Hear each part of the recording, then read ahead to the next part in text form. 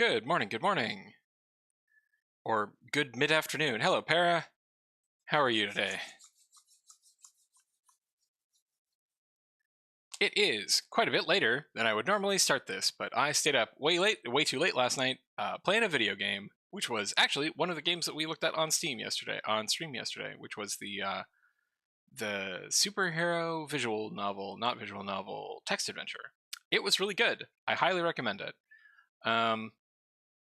I'll actually give it. I will mention its name. It was Fallen Hero, but it was the first one. This is the second one. It's pretty cool. What are we doing today? We are looking at the games that came out on Friday, the 3rd of February, 2023, and there's a bunch of them. We have 50 of them to do today, so this is going to be a bit of a marathon. So let's get right into it then. Oh, I also might go over like the GIF of Hogwarts Legacy that came out and explain exactly why it looks so bad, but I'll probably do that at the end if I still have energy. Got to get through this first. All right, our first game is called Chilla's Art: The Karaoke. And it is for sale for $7.79. It is developed by and published by Chilla's Art. And it's very clearly a horror game, specifically a Japanese horror game. So the Karaoke is a Japanese horror game about a high school girl at a karaoke. Cool. Very simple. And this is neat. Okay, I wasn't expecting you to do, like, bike riding, but that's very cool. That's a good opening. Alright, yeah, it's a good opening, but maybe not for the entire trailer. Okay, Chilla's Art presents. Okay, this isn't karaoke, though. Okay, now this is karaoke. Okay. Okay.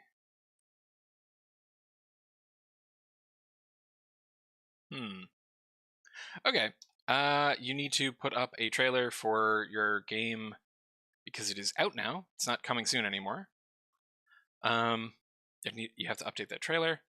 I'm really digging the visual presentation. It is very, very dark, like one of these short-form horror games, but it's very polished.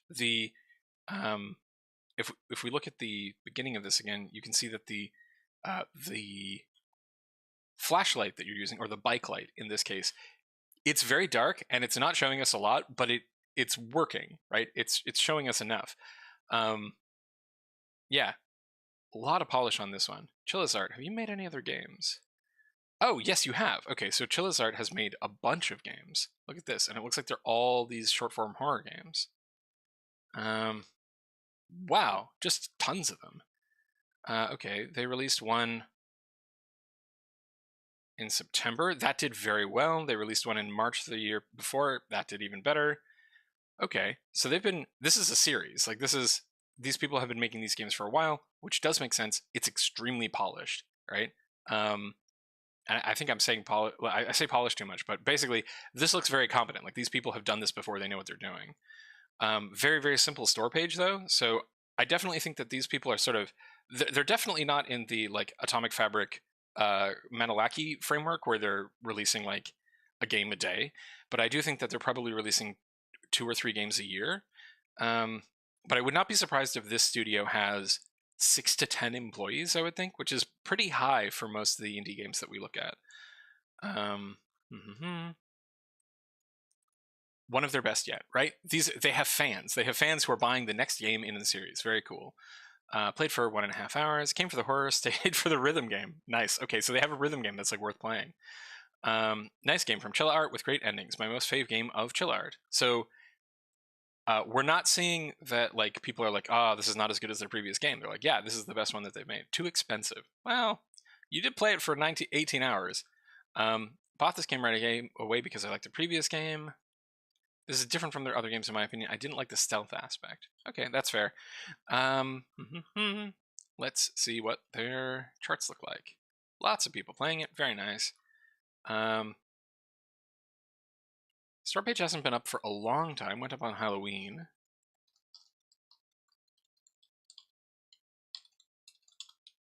And they picked up 436 followers, which is a healthy followers per day. I was going to say that's not great, but it is, actually. It's pretty good. So, with 54 reviews, they've probably already sold 2,000 copies of this. I'm going to guess they probably sell... I think this one probably won't get up to the, 1,000 reviews that they got before, which would have been, 30,000 sales. Just because this looks pretty short. It looks like it's a couple of hours long, maybe an hour and a half long, I think. So, again, that's slightly longer than most of these short-form horror games, which means that there's content here. It's not just a series of jump scares. But what's weird is that I haven't seen anyone else... I haven't seen any streamers or anyone play any Chilla's Arts game. This is the first time hearing of them, despite the fact that they're a very established series. So that's kind of surprising. What am I going to guess for this one? I'm going to guess 10,000 sales on this one, I think. I think they're going to do pretty well. That looks really good. And I'm going to move on. Nice job, Chilla's Art. I may check out the rest of your catalog off stream. Next game is Anomaly. Anomaly is for sale for $6.49, developed by Firelight Studios and Bleeding Leprechaun Studios, and published by Firelight. Anomaly is a horror game inspired by Scanner Somber, the Gary's Mod game, LiDAR, and the Backrooms. Okay. Try to escape from the level that you are in by finding keys and the exit while not being killed by the anomaly. Okay, so this is one of those LiDAR games where you are speckling dots on the environment to build the environment. It is otherwise completely black. But I think you're being chased by an evil monster here.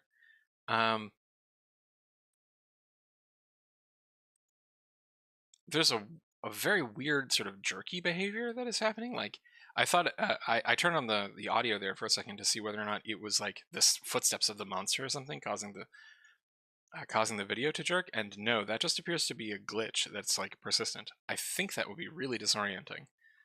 It is in early access, so maybe they have the time to fix that. And they have 1 review. An amazing game with simple yet effective graphics. It has some amazing developer-made maps, and hopefully we'll get an awesome array of fan maps. Does this have workshop support? It does. Okay, so that will probably help out. Let's see how the charts are going. Not many people have played this. August 24th.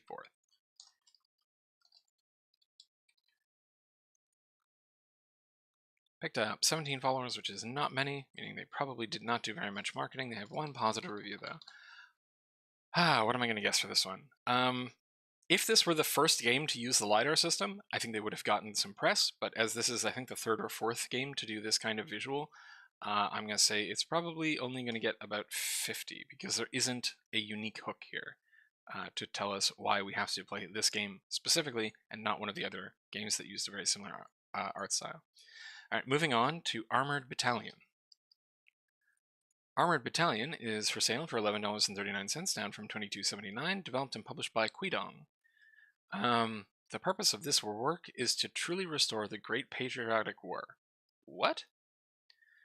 The game starts at Moscow's Red Square, where you will pass through Red Square with a large number of tanks for the defense of Moscow, end in Berlin on bloody sunset afternoon, invade Berlin.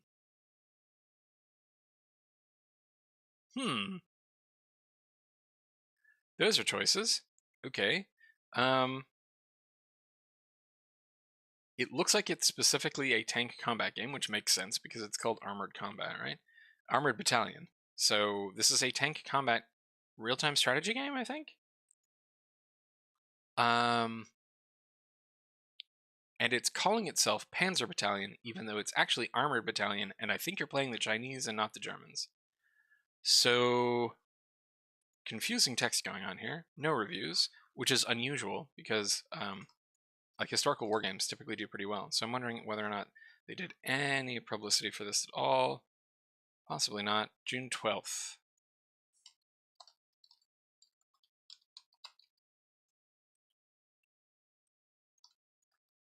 picked up 42 followers, which is not very many, and no reviews. So, don't know what happened here on this one.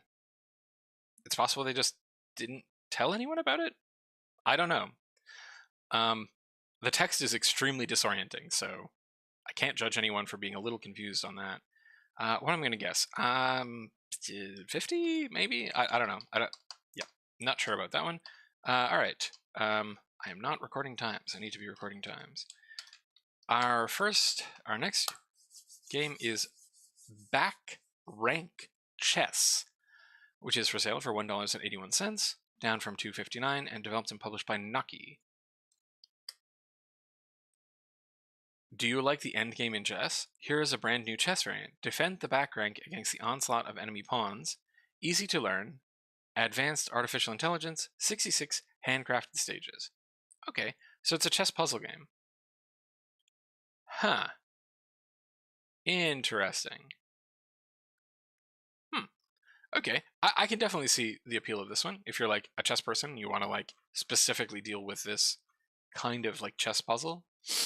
I had fun with this game. It started out easy and got progressively harder. Well done. You only played for 15 minutes though, so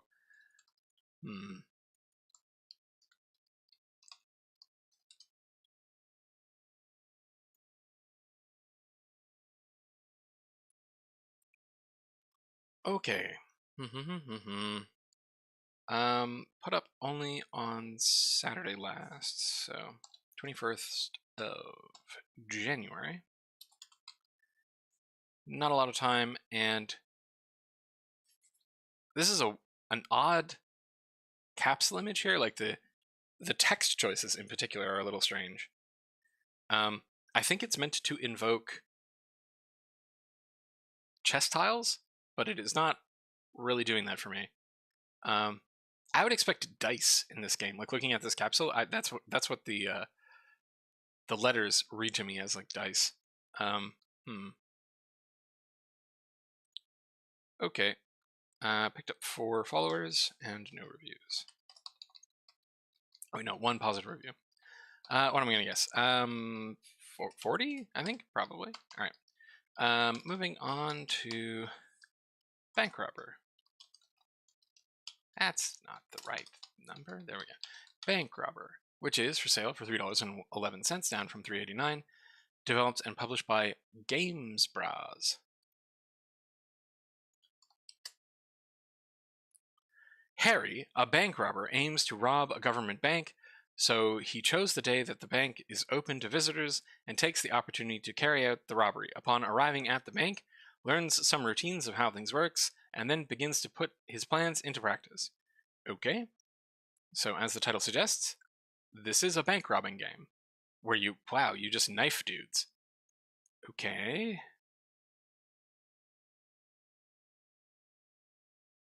Bank is open to visitors and takes the opportunity to carry out the robbery. Okay, so it's just the one level. Takes place on a bank in the center of the city, where you can explore various areas of the bank as long as you have the appropriate access card, thus having different levels of security. You will control Harry in first person, and you'll have to do some tasks to successfully complete the robbery. Wow, it's very explicit, like, about the stages of this game. I've already bought really good games for that price, and this is one of them. It's a find in the middle of this big sea of random games that we see on Steam every day, but every now and then you can find good games like this one. Suggests an improvement to the AI. Okay, people seem to like it. It's only 6 reviews, but it is 6 positive reviews. I already own some games from these developers, and they're all very short games for a cheap price. What have you done, Games Bros? Huh. Okay. I guess we have another one that they're releasing today called The Killer that we haven't looked at yet. But they released 2 in September as well, and they seem to be the same kind of idea, where they're sort of one level games that are really short and small. Interesting model there. Actually, yeah, really interesting. Okay, let's check their charts. A few people are playing it, and they picked up a few followers. Okay, this game went up in May, so they have this planned out then. So this is not like They're just coming up with ideas and then immediately releasing them. Right. Brain, come on. Right, 29th. There we go. And 92 followers. And 6 positive reviews. So what am I going to guess on this one? Not a great follower per day, meaning it probably won't have organic reach. And I think probably the art, like the relatively simple art and the capsule, are not helping on this one. What am I going to guess? 500, I think? Maybe? All right.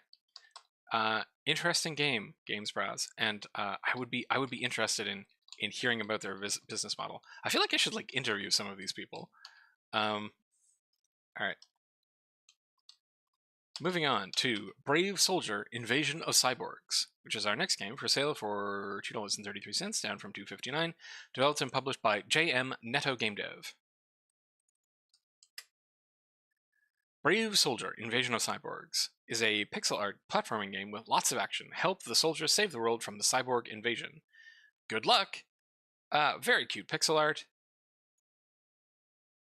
But yeah, it's okay. It's a 2D shooter, retro and visuals inspired by classics. Yeah, getting some Metal Slug vibes off of this. Looks like your gun can be changed. Dozens of challenging stages. Yeah, looks like there's a bunch of different stages.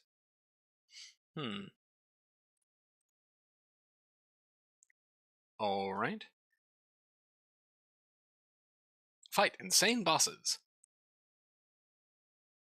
Oh, cool. All right, so there's sort of like fantasy bosses. I was expecting you to be fighting like various like tanks and stuff, but no, you're sort of fighting weird little golem men. That's interesting. Ooh, and a giant robot skull. I guess that's probably a cyborg. Do you like blowing things up? Do you like a fair and yet challenging game? What should I do if both of the answers to those questions is yes? Apparently play this game, but it's not actually stated. If you have money for a new keyboard, this game is for you at level 29. Okay, so it looks like it's pretty challenging. Perfect combination of intense action and immersive gameplay. Very cool action game that remember the classics like Contra and Metal Slug. Yeah, all right, looks pretty cool. Very positive response. 100% of 22 reviews for this game are positive, so very nice. Very nice indeed. Show us your charts, Brave Soldier Cyborg Invasion. Actually, I want to check first. JM Netto Game Dev, did you make Brave Soldier something else? No. No, but you did make another game called Crazy Gravity, which was also a platformer. Okay, only 30 follows. That's very low. Especially compared to the amount of positive reviews. That is real low. And this only went up on January 21st.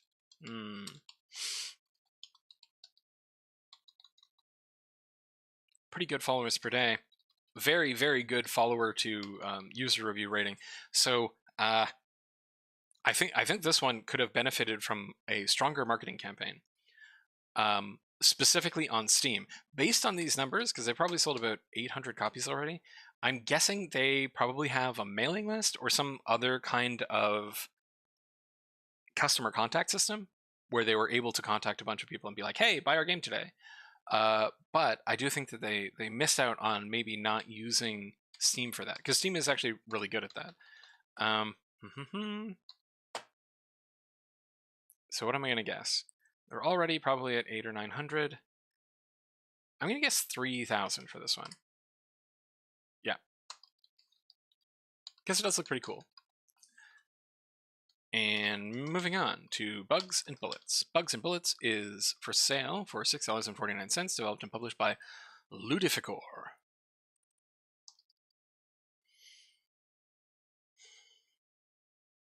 Okie dokie. Bugs and Bullets. As a lone military engineer on a strange planet, you must survive the constant swarm of the Hive.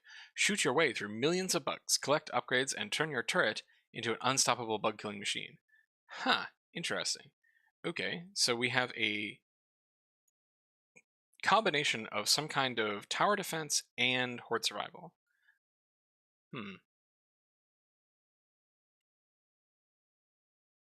Oh, okay. And you can direct the central turret, so you're actually like you are doing work. You're not just waiting. All right, cool.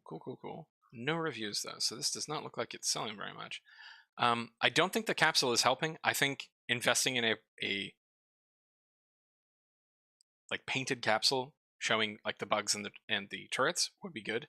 As is, this looks very, very, very simple, especially compared to like how wild the gameplay apparently gets. One person is playing it though, and wow, okay, they only picked up 1 follower, and that was on January 21st.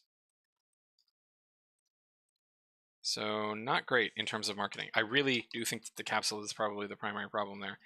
Unfortunately, as it stands, I'm only going to guess 10 for that, unless they go and change that up. All right, moving on to Button VR. Button VR is for sale for $5.19, down from $6.49. Developed and published by Alex VR. Bullet VR is a game where the core idea is to press the button to progress to the next level, with each new level having increasingly hard puzzles and new content to solve. Okay, there's a lot going on here. Core idea is to press the button to progress to the level. Which button? What? Also, why are we a skeleton? Like, not that I object to skeletons. Skeletons are cool. But why?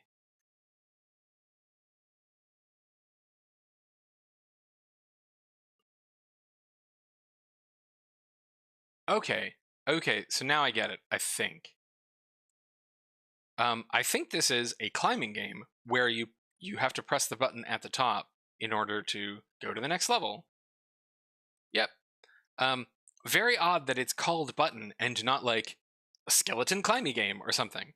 Because that definitely confused the heck out of me when I was reading the. I was like, how is the button involved? I do appreciate that there's no explanation as to why you're a skeleton. We have one. Skeletons are cool because they have no body heat. I agree. That is one of the many cool things about skeletons.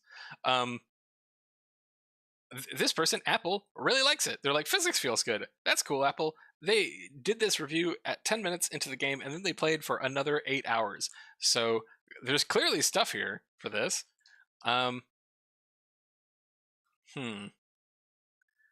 Went up really recently, so January 13th.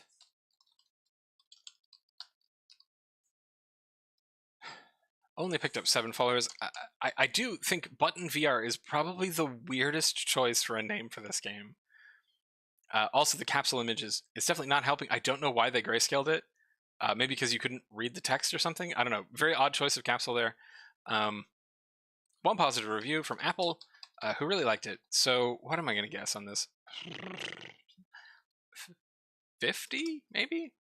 Which is a pity, because I do think that like those climbing games are quite popular on VR these days, because it's pretty cool. But unfortunately, their marketing materials are, I think, working against them. Specifically, both the name and the capsule are very confusing. Literally, skeleton climbing. I think just calling it skeleton climbing or skeleton climbing VR would have probably given this game a lot more legs than what it ended up with. Moving on to Cleaning Queens. Cleaning Queens is for sale for $11.99, down from $14.99, developed and published by Brave Giant Limited.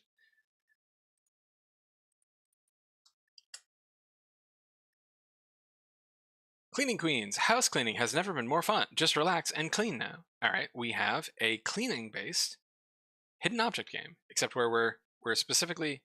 Oh, okay, no, it's not really a hidden object. It really is a cleaning game where you're using different cleaning tools to, like, put a room to rights. Okay. Alright. Yeah. I mean, I can see the appeal. Cleaning stuff always makes me feel good. This is definitely a mobile port, because this is, like, very, very mobile graphics, right? Pick up and move, throw away garbage, yeah, okay. Play at your own risk. Norton, the antivirus software, detected on multiple occasions that cleaningqueens.exe file was acting suspiciously. Therefore, I uninstalled the game and will never play it again. Thank you, Brianna, for your services. Yeah, that's a little sketchy. I'm guessing this may just be an unsigned app, but it's also possible that it's doing some sketchy stuff. November 29th.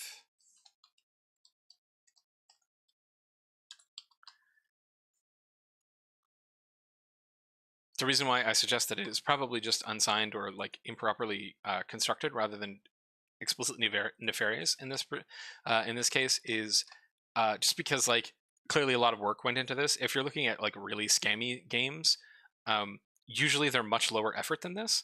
So my guess is someone ported this very quickly to Steam and did not go through all the steps necessary to make sure that your exe file is not going to make antiviruses upset.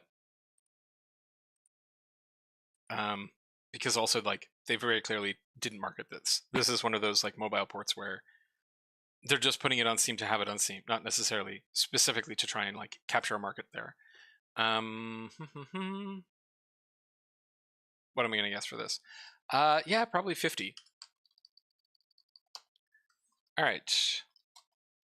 Moving on to Corsair's Madness Prologue, Jungle's Island, which is a free-to-play game by Old Prawn and published by Manydev. Developer playthrough. Okie dokies. Oh, and it looks like it's a side-scroller. Neat. Okay, Corsair's Madness Prologue. As the captain of the pirate ship Sam... Okay, is Sam the name of the pirate ship Sam? So that is this sentence is implying that it's the pirate ship who's called Sam, not the pirate. Using pirate skills and ancient artifacts, save the crew members scattered around the different islands and discover the dark secrets of a mysterious temple. Okay, so it looks like we have a sort of Metroidvania-style puzzle platformer. Oh, but there's like these little boat levels. I do like how the captain of Sam looks. He looks very piratey.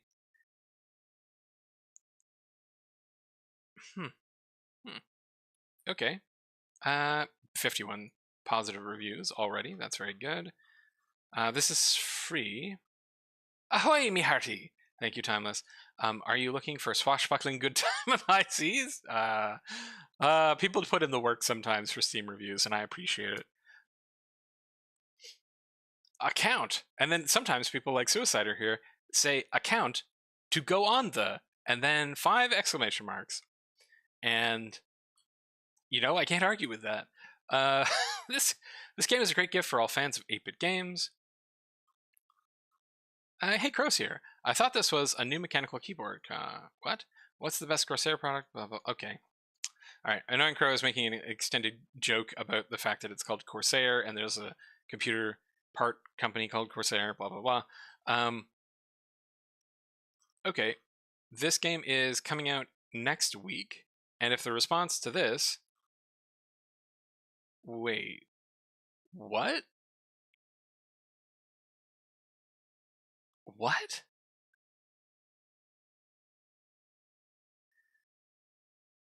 Okay.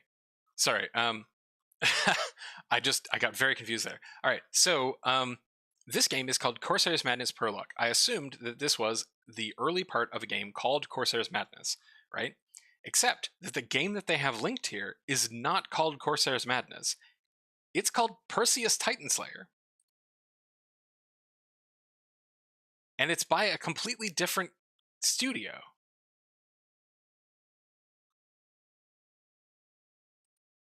I feel like I have to contact them. I think they have the wrong game in here. Yeah, I think they have the wrong app ID here.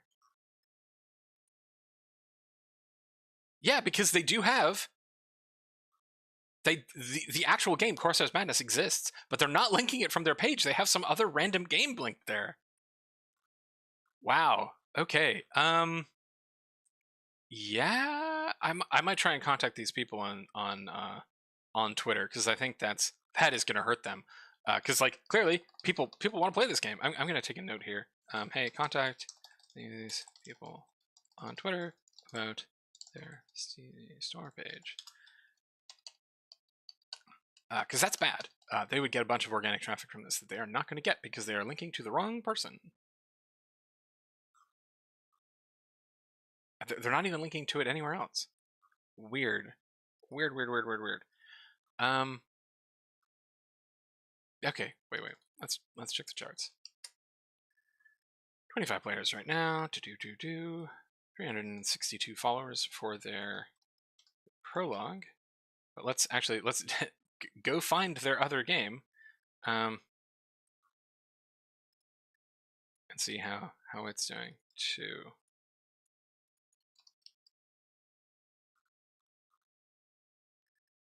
Oh yeah, that is a bummer, because like normally when I look at a prologue and I'm like, oh, this prologue is doing pretty well, I go to the store page for their main game and it's got between 5 and 10 times as many follows. But here, not so much. They have half as many follows on their prologue as they do on the main game, which tells me that they're not getting people to go back because they haven't linked their main game. That's really weird. Okay. So let's see when this went up. It went up on the 28th of October. What am I going to guess for this one? I'm going to guess 4,000 on this. It is free to play, so if anyone wants to check it out, they can go do that right now. And I'm going to move on to Destroiders. Destroiders is for sale for $6.69. Nice. Developed by Andrew Jackson and published by Knicker Twister Games. Looks like our first indie dev, or solo dev for today. No nonsense access tongue. Work for me here. No nonsense, action-packed 2.5D asteroids-inspired shooter. Scream around speeding rocks, narrowly avoiding an untimely death as you obliterate rocks whilst harvesting their valuable resources. See how far you and your friends can get, best played with mates, but also pretty fun on your own. Okie dokie. A moderately ringing endorsement. Okay, well this looks like PvP. It doesn't look like you're shooting rocks at all. Yeah, all this is PvP. Destroy rocks with friends. Alright, and we have basically asteroids, though it doesn't look like you can leave this circle safely. So you can't do the looping thing. I wonder if asteroids loop. No, they'll on Steam. A+, work Andrew Jackson. You updated your trailer to represent the fact that it is currently available. A fresh, exciting take on the old retro space shooter. Yes. Okay, so it is just asteroids. To be honest, it's a little pricey for what you get. I'm keeping it though because why not? Fair enough, Lico. I just wish we could rebind the controls. That's really important. If I cared enough, I could change everything in the Steam controller config, but meh. Yeah, that's fair. Checking the charts, we have one person, possibly our friend there, who played it, and this game went up on the 8th of September.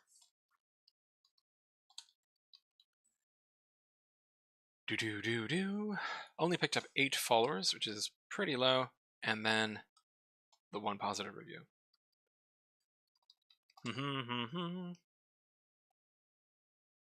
What am I going to guess for this one? 40, maybe? Excellent job, Andrew Jackson. You made a game. It looks like it works pretty well, and I look forward to seeing what you do next.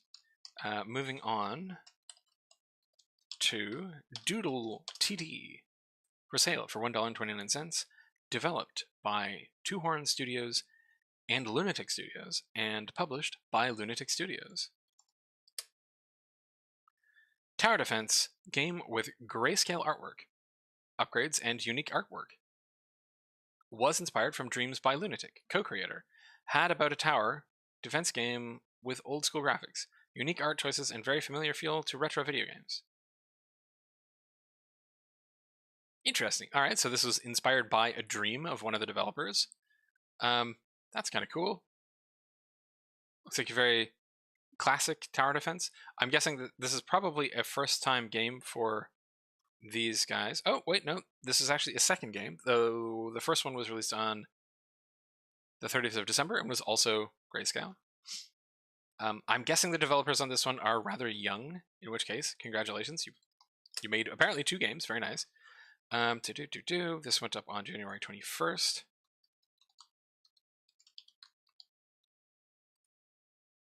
And picked up 6 followers. Okie dokie. So, you two gotta advertise your games. If you want them to sell, you have to tell people about them. You gotta put them on social media and talk about them. And also give yourselves longer than 12 days to build up wish lists. That said, Excellent job. You made a cool game. All right. I'm going to guess you are probably only going to sell maybe 40 copies of this one. That is my guess. All right, moving on.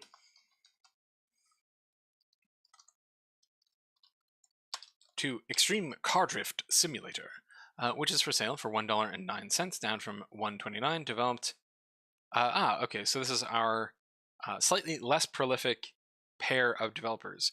So this is Yusuf Islam Sayen and Samad Akar and Inspector Studios. So this is another one of those car games. If you want to drift wildly, this game is for you. With the drift game, you can have a great car driving simulation experience. All right, so that's interesting. They have a traffic system in this one. I don't think I've seen a traffic system in any of their other car games. But you have a supercar, you have nitrous, very, very short trailer. This trailer is only 15 seconds and does not show any drifting, I don't think. No, that's accelerating. This is just accelerating. There's no drifting. Okay. If your game is called Extreme Car Drift Simulator, probably have them drift in the trailer. That would be my recommendation. 1 negative, 1 positive review. Okay.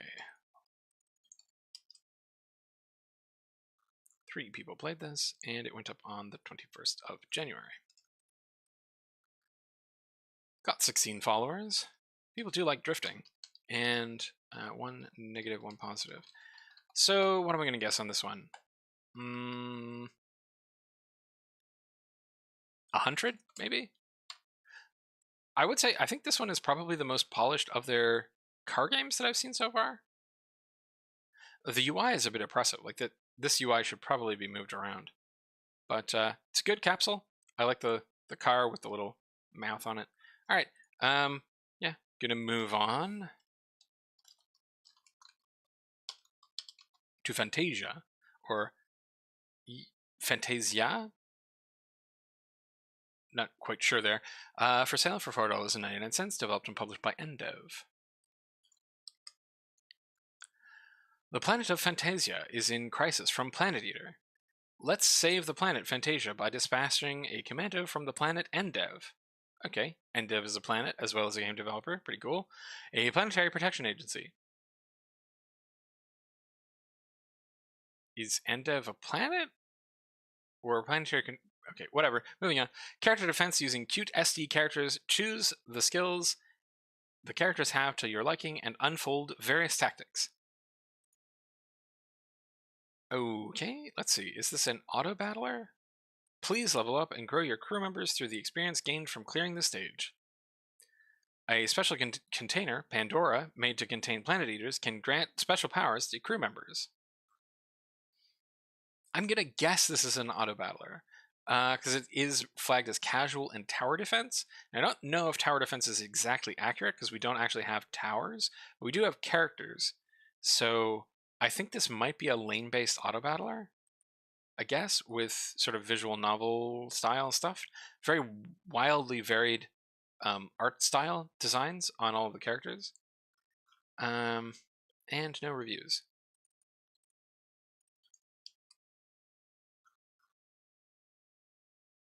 January 21st as well, so not much time.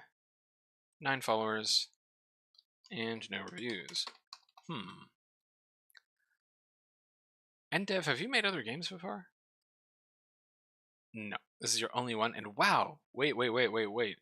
What is that capsule image? I don't think that this small capsule image is necessarily going to work for you, because this definitely looks like a farming game, right? The little plant sprout on this guy's head. It looks cute, but probably not accurate to what your game actually is. As it stands, I'm going to guess 30 sales, I think, probably for that one. Moving on to Food Maze. Food Maze is for sale for $7.01, down from $7.79, developed and published by Simone Delaven. I think this is our second solo dev. Play as a cooking frog, and bring ingredients in cauldrons in this cute, colorful sukuban. Oh, this is delightful. Look at how cute that frog is. Yay! Okay. Alright, so this is a Sokoban game about pushing cooking ingredients as a frog. Aha! And you have to combine cooking ingredients. Okay. Very cute. I love it. One review in French. This game supports a whole bunch of different languages. To not use tomato directly. Okay.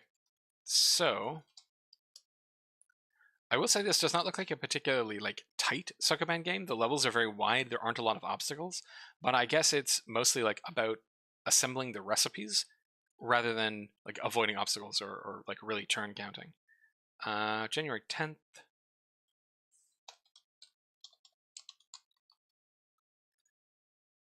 Picked up 7 followers and no reviews. Oh wait, no, we've got one review. That one review in French, right, which was positive. So, yes, gonna guess 40 for this one, probably. All right. Best of luck, Simone Delaven. But I'm gonna move on to Galactic Escape. Galactic Escape is our next game for sale for $17.54, down from $19.49. Developed and published by Ant Games. In this top-down roguelike shooter game, you go through levels of enemies to defeat question, which escaped from question. They have redacted in their Steam description. Interesting choice. You do this with the help of weapons and items you found in the way. You can equip up to 2 weapons, mix and match the weapons and items you find to make combos that... ... This description is too long. Unfortunately, people can't read the rest of the description. This looks like a fairly slow-paced space combat game with kind of voxel design spaceships. I don't think that you have a way of changing your spaceship. No, I think the spaceship does not change shape, but does change weapons. I like the laser weapons. They're pretty cool looking.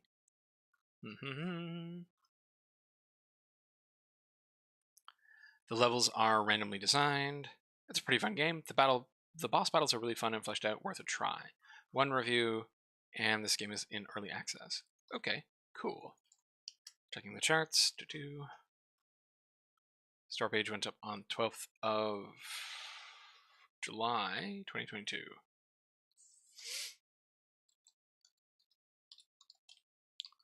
So they had a bit of time on this one, but I don't think they told anyone about it. One positive. What am I going to guess on this one? Probably 30. I'm saying 30 because it is much more expensive than other games that have had a similar number of followers. And moving on to Glass Heart. Glass Heart is for sale for $25.99, developed and published by Eternal Love Studios, LLC. A 20% chance is all you have to survive the surgery. Whoa, that's grim. Will love give you the strength to continue this life, or will you be singing with the angels? The choice is yours in Glass Heart. Okay, this is an Otome game. So we have a romance visual novel about someone undergoing heart surgery who might die. Wow, that's pretty grim. They have a demo. Good job. All of the boys look very cute. I approve. A bunch of different kinds of people yelling, always good. 6 love interests with 2 possible endings each. Is one of them where you just died to a heart surgery? Sorry, the context for this one is really grim. More like this. Monster Prom 3. Okay. I never write reviews since I really feel like it, but this game deserves so much attention. I really hope that more people will play it. I only played 1 route so far, which was 3.6 hours, so it looks like each route is about 3 hours long. I've laughed, I've cried, I've fallen in love with the characters. There's still 5 more routes to go. Sure, the game seems a bit short for this sprite. 1 route took about 2.5 hours, but it's fully voiced, and that alone justifies the price in my opinion. Fully voiced visual novels. Those are pretty high effort. Absolutely gorgeous art, I agree, and a heartbreaking prologue that makes you interested in how things will progress. Okay, looks like a very good example of this genre. 3 people are playing it now, with 4 at peak, and only 36 followers. Oh no, okay. 23rd of November. So I was a little confused by this one because it looks like the art looks really good. It is fully voiced, but there's almost no reviews. So I think this one may have kind of badly bungled its marketing campaign. Because like there aren't that many Otome games that come out. Like this is I think the first one I've seen all month. And people do really like them. So the fact that this one comes out, looks this good, and has no buzz, I have to assume that they did no marketing. Like their page is okay. We have no GIFs or anything in here. We don't have a link to a Discord. We have one note for an update.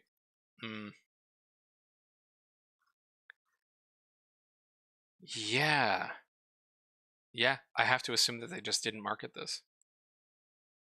Post this to romance Reddits. They would love this. All right. As it stands, I'm gonna guess 100, maybe, and that might be a little high. I hope I'm wrong, and I come back and the audience has found it, because there is an audience for this kind of game. Yeah, moving on to 46.25.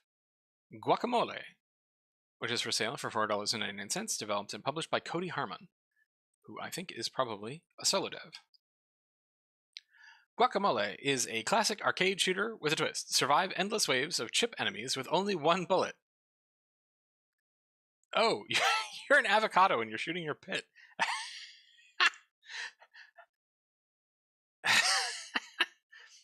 Okay. Okay. All right. I mean, I talk about how comprehensibility is important, and yep, I get this one. I mean, it's very, very, very, very simple, right? But there's an atomic bomb for some reason. Nice. Okay. Dope game. I would recommend it. Played it for 5 hours. Very nice. So many chips chasing me, but I'm already taken. Didn't know I had to become a guacamole to have.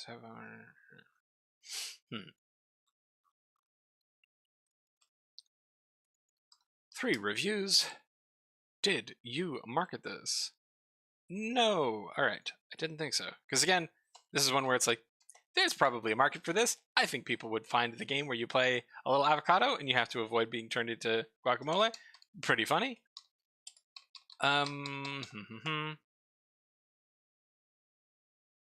As it stands, I'm going to guess 200 for this one. Moving on to our next game, which is Heavyarms Assemble World War II. Our second World War II game of the day. For sale for $13.94, down from $15.49, developed and published by XR Studio. This is a strategy game with a theme of World War II. Odd choice of description: as a battlefield commander, maintaining your army's motivation and satisfaction, promoting your generals, and managing your own economy, dealing with your friends' armies, and real-time grand battle. What kind of commander will you be in the process?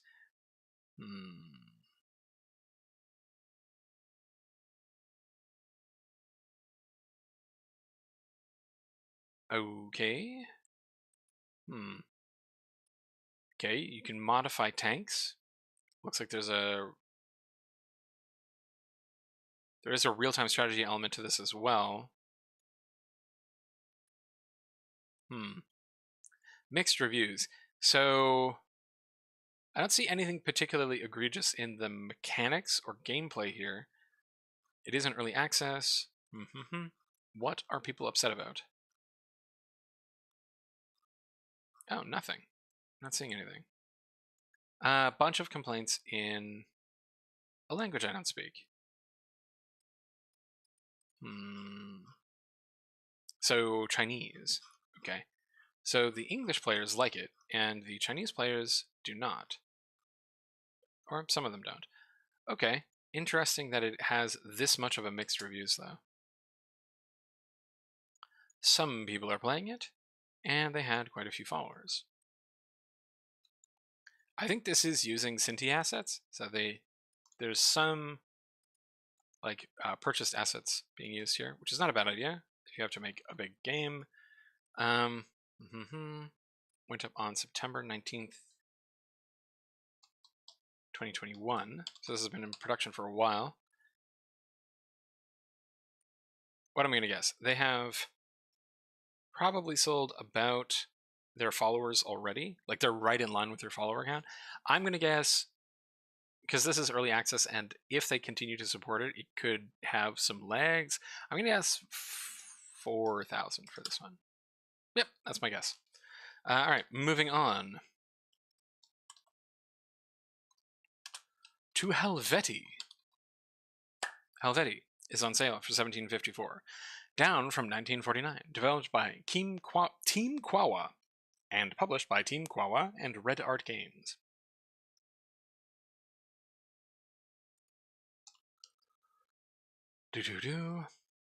Helvetii is a character action game set in Gallic Celtic mythology. That's interesting. That's not a source you see very often.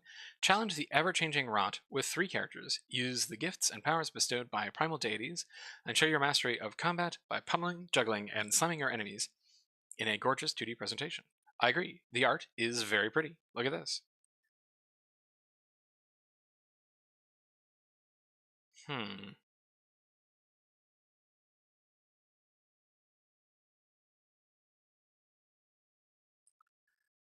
So all of those are very cool, but I do wonder if there's any, like, talking. Oh, wait, no, there is talking. Okay, they did not show this in the trailer.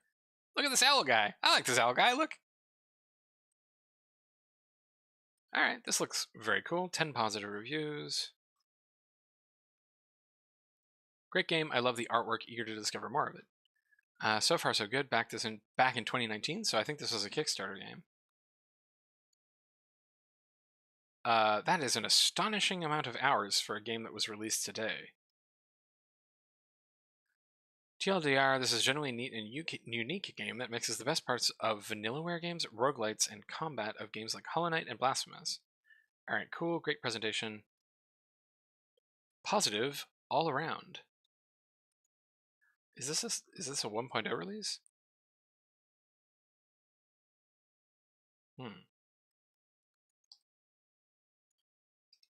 Doesn't look like it was in early access.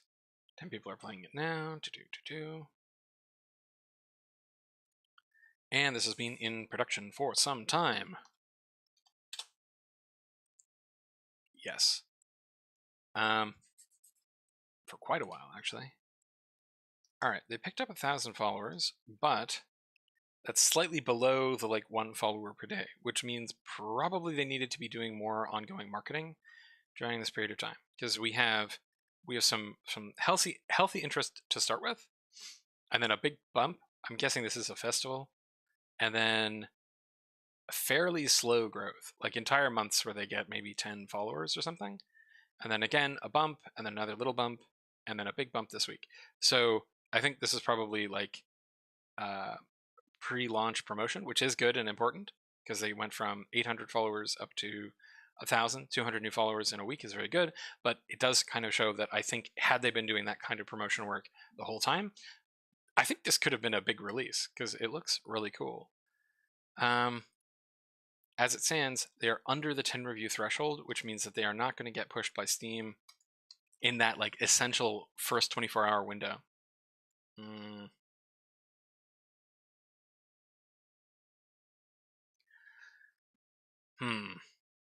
What am I going to guess?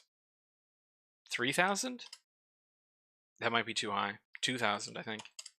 Yep, that's going to be my guess. Very interesting looking game, Team Quawa. Moving on to Hungry Caveman. Hungry Caveman is for sale for $3.30, down from $3.89, developed and published by Rainbow Studio.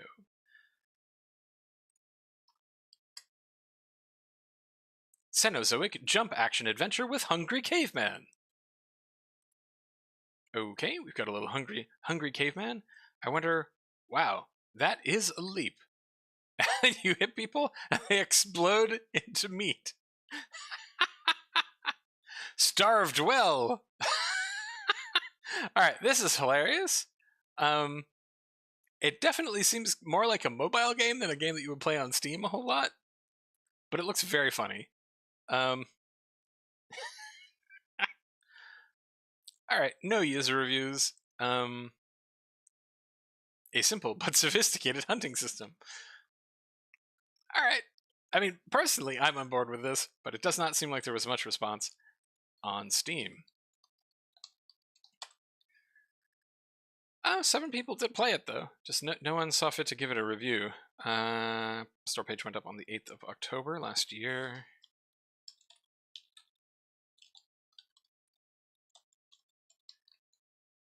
And only 16 followers. So, what do I think for this one? I definitely think that this would do better on phones, and I'm hoping that it is on phones, and this is not like a Steam-only release for this. What am I going to guess? 30? Probably? I mean, it looks hilarious, but it also looks like exactly what it is, which is a very small little game.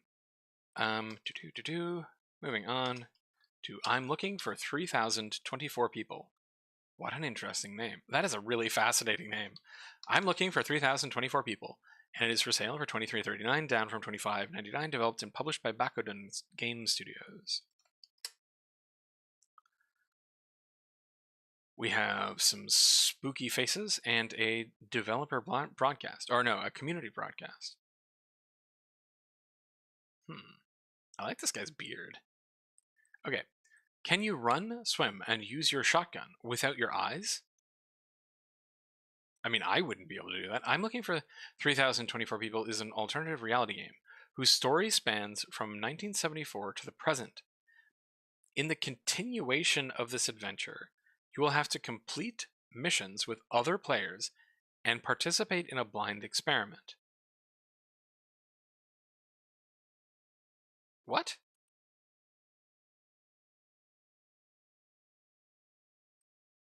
Okay.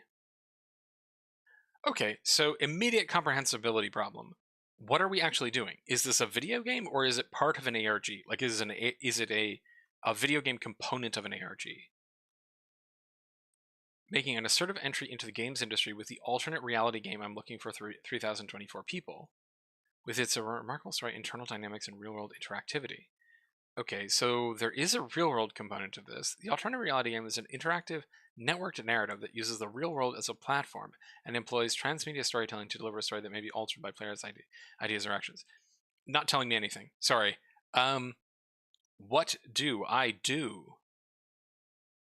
You can't finish this game just by downloading and playing. Okay, that's a good thing to note, but may repel people. I don't think that people will buy a game that will necessarily require them to like go out and run around. You must understand the mission and act accordingly. You have to tell us what the mission is. Actual gameplay footage, but it's just a black square with white text. I'm sounding very hostile to this, but like, this is really weird. There's a comic book. We're making a comic book about Frank's story from his departure from the company to 1996. To 1996. The game development process took 1.5 years. Sticking to the alternate reality genre, we created an interactive story with the real world. People appear positive. I liked it. It's dark and difficult, but yes, it's good. Played for almost 20 hours.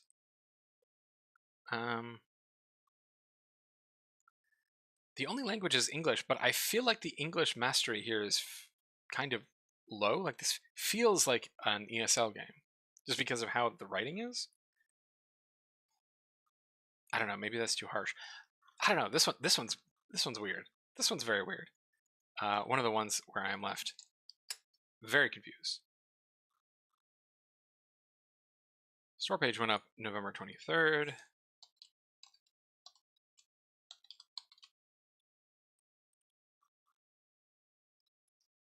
Picked up 41 followers.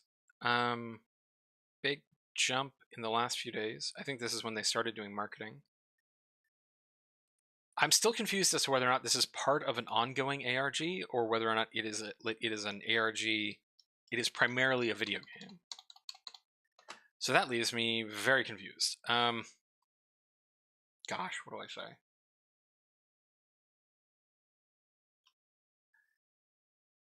I mean, there's clearly something there. 600 maybe? I don't know. Like, yeah, absolutely no idea for this one. This one could be a really popular ARG. that I just don't know about, but the store page is extremely obtuse. Okay, moving on to Joe Wander and the Enigmatic Adventures, for sale for $39.99, developed and published by Frozen Pixel. Start the best enigmatic adventure of your life! Solve brain-teasing puzzles, explore different worlds with smooth platforming, and enjoy the beautiful scenery in the mysterious world of Joe Wander. Okay, so we have a sort of Indiana Jones kind of dude. This is all, I think, establishing a narrative for this. Okay, so we have a 3D side-scrolling puzzler, I think. Is this 2.5D or just 2D? I think it's just 2D. Yes, so you can't move in and out, I don't think. Oh, wait, no. No, there, you can move in and out. Maybe? A little confusing. Solve brain teaser puzzles, explore different worlds with smooth platforming. Have fun with the amazing whip mechanics. Really good game, amazing graphics and good for kids and adults, really hard at times, 1.3 hours. Beautiful, no violence or zombies, you really need to think about how to solve the puzzles, we need more games like this. Okay, 3 positive reviews, no negatives. Show me your charts. One person is playing it right now, and it went up October 21st.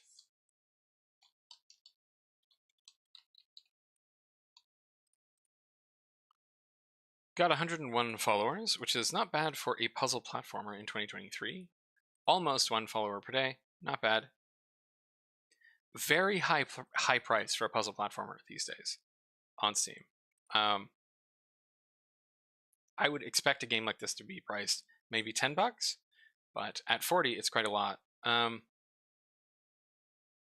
gonna guess 200 copies for that one, maybe.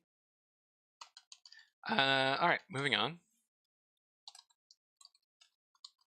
to Lawbringer. Lawbringer is for sale for $4.49, down from $4.99, developed and published by Entropic Island.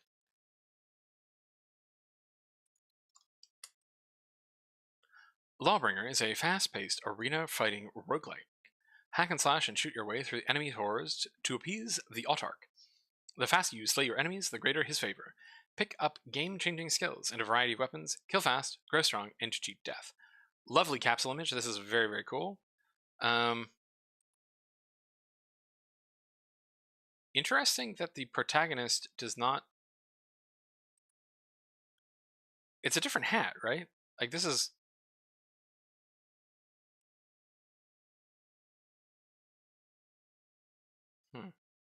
I mean, the gameplay looks cool. It's like a dash-based top-down combat game.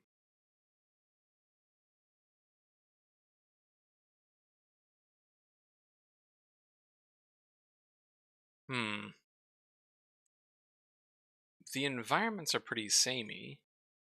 I didn't see a huge variety of enemies. I wonder how long this game is. It does look cool, though.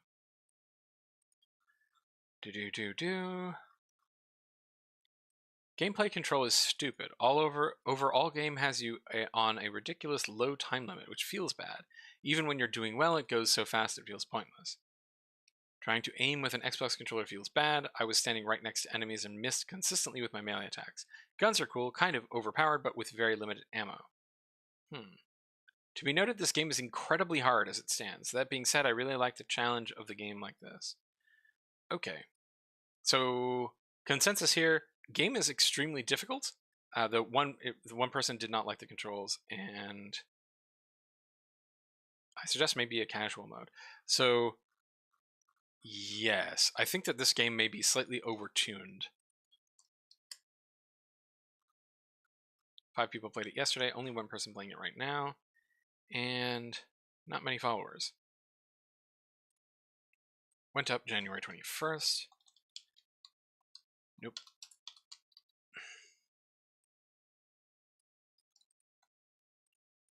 $51 followers. And 1 positive, 1 negative. What am I going to guess on this one?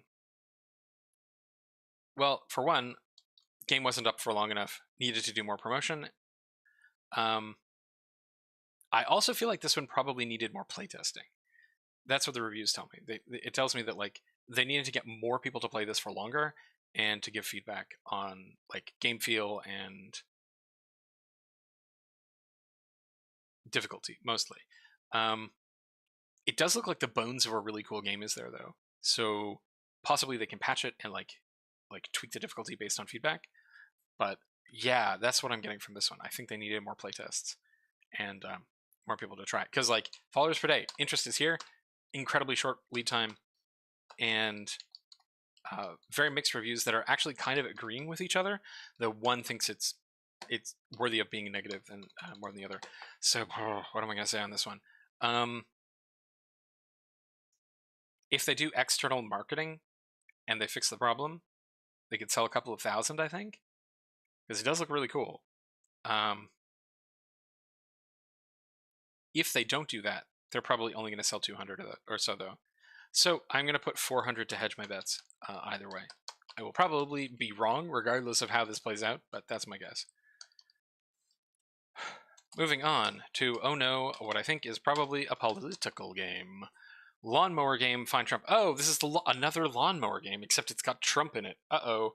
Okay, so early last month, there was another game that came out that was called like Lawnmower Game The Chase or something, where you were being chased by an alien. I assume that this is part of the same series. This is created by Tero Lunka and Valkyla Software, and published by Tero Lunka. It is for sale for $1.55, down from $2.59.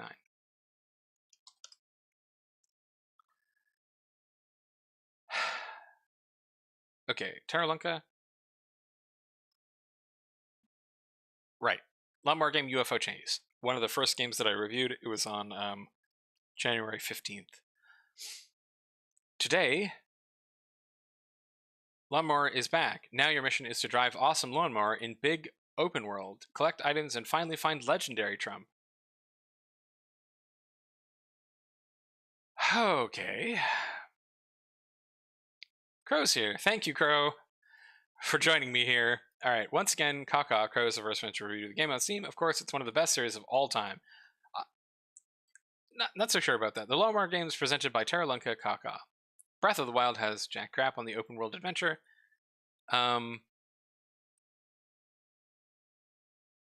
goes off a bit. A little confused by this one. Like, the Lawnmower games have people who played them, right? The previous ones, they sold copies. This one went up January 21st.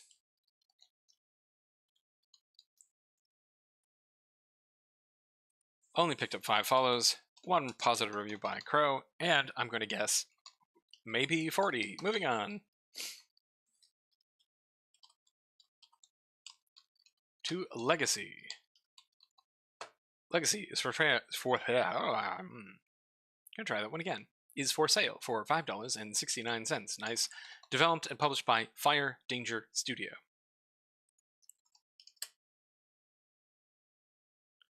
Legacy is an open world of exploration, survival, and crafting and city building. Start as a primitive and naked man or woman and build your character and tribe. You will pass traits on to your offspring, and losing a tribe member in battle can have serious consequences. Your decisions will be your legacy. Okay, so this is a crafting survival game with the idea that you will like have children and play as your children. All right.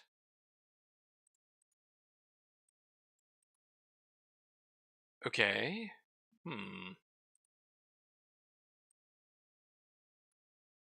Okay.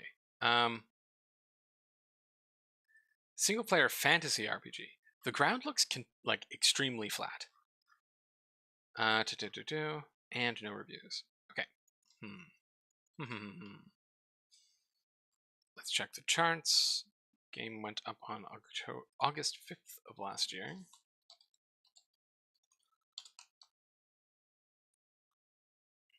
Got 38 followers and no reviews. So what do I think on this one? I feel like this one probably did very little marketing. Again, very low followers per day. I think the fact that it's okay. Well, there is variation in the world here.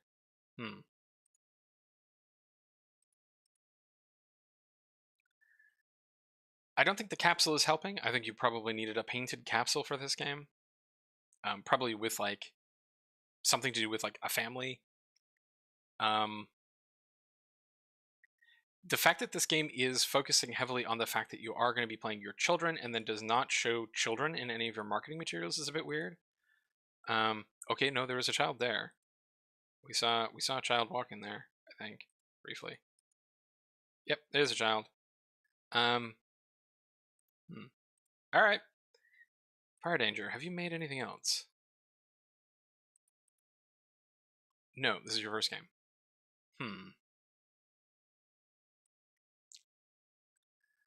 I think this is probably a heartbreaker. I think someone put a lot of work into this and then didn't. I think this is somebody's first game that they put a lot of work into and didn't market. That's my guess. As it stands, I'm going to guess maybe 40 sales on this one. Okay, moving on to a very oddly priced game. This is Love Bootcamp, co-op for couples. I'm really hoping. Actually, you know what? I'm gonna temporarily open this one on another page because it is possible that this is not safe for work. So let me double check this.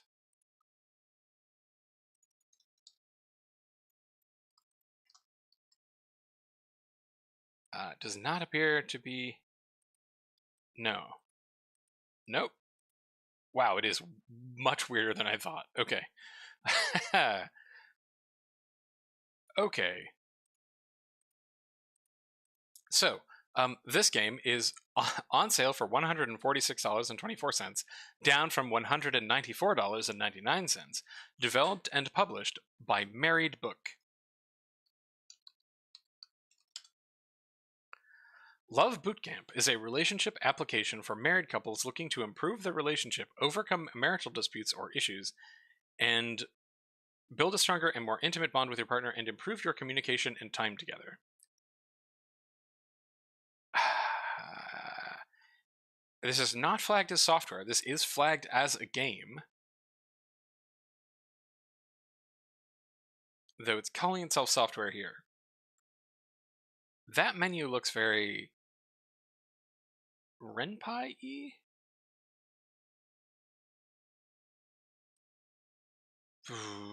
Very confusing. I feel optimistic about our future. Coaching session 2. Trust is the sturdy foundation for a healthy marriage and relationship. Okay, well, I do definitely think that this is not really a game. I think this is what it says on the tin. It is... Yeah, this is like a relationship counseling game. Or a relationship counseling app, maybe? The price is bananas. This is the kind of thing that I would expect to see on a phone for free, supported by ads. The fact that it is over $100 here is real wild. Married Book, have you made other games like this? You have. They are also $200, and Married Book is a digital book of memories, a self-help interactive platform community, and marital content sourced exclusively for married, engaged, or newly wedded couples. Okay, this is an area of Steam I did not know existed, but I'm kind of glad that I do. Like, when did your other games come out, Married Book? January 12th, 2022, so a year ago. So they're releasing one of these a year. Weird. Very, very weird. I don't even know if I should review this, because it's very clearly not a game, right? Yeah. No, I don't think I can actually learn anything from this, because this is so far not a game. I definitely think there's something bizarre going on here. The price is absurd.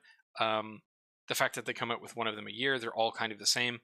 I don't know what's going on there, but yeah, I'm not gonna do with that one. What I am gonna do is take a drink. Hold on a sec.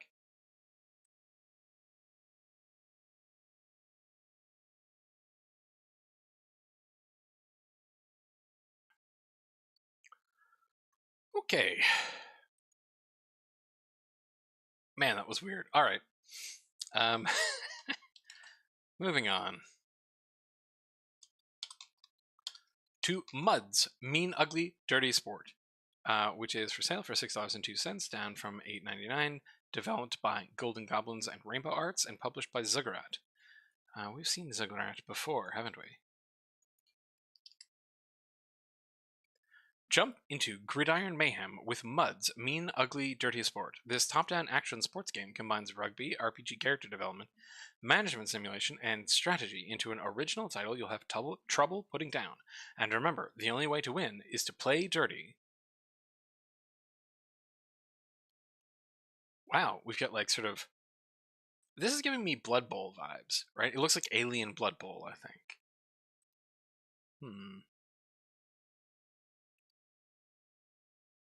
Yeah, it's very Blood Bowl-like, I think. Or Death Hockey. Okay. Couple of reviews.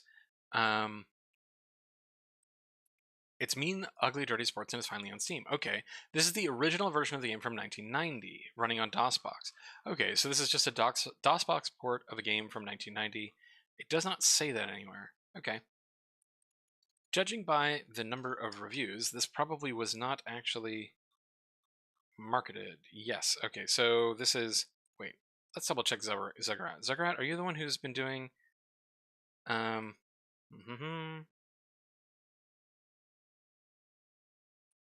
Right, World Championship Boxing Manager. So yes, they're doing a bunch of ports, and not doing much in the way of supporting them. Came out January 28th, so just a few days ago. 5 days ago. And for 19 followers. On positive review. So yeah, I'm gonna guess 100 people. We'll check that one out. Moving on. To Man 2. Man 2, Son of Man. Okay, Man 2, which is for sale for $19.49, developed by Caveman Studios and published by Caveman Studios.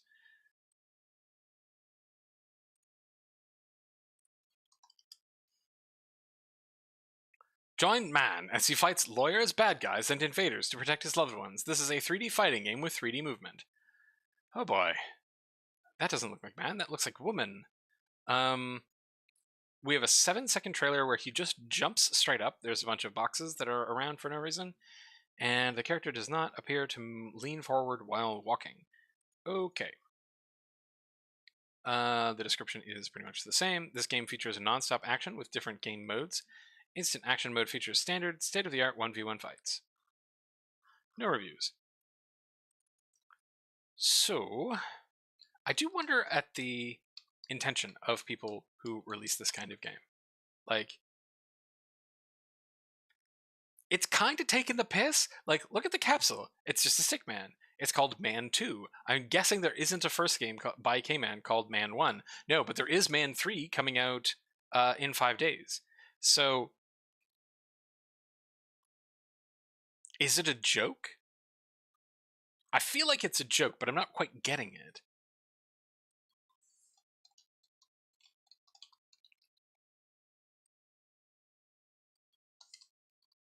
Yeah, I don't know. 1 copy, maybe? I don't get it. Like,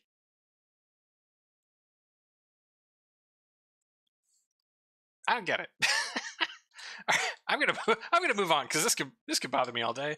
Our next game is Memories, uncapitalized, which is a free game developed by Giu and published by Spookalele Games and USE Games. Spookalele is a fantastic name. I love that. Big fan of Spookalele.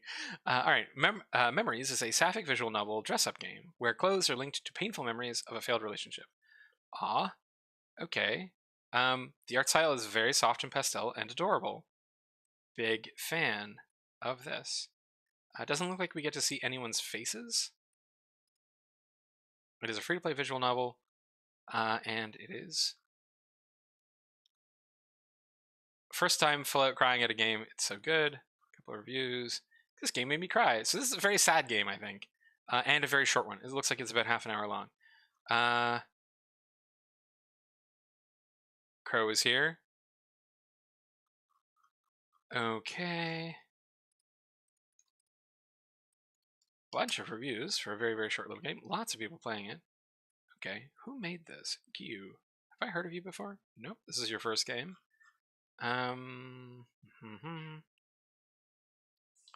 Went up November 25th, 2022.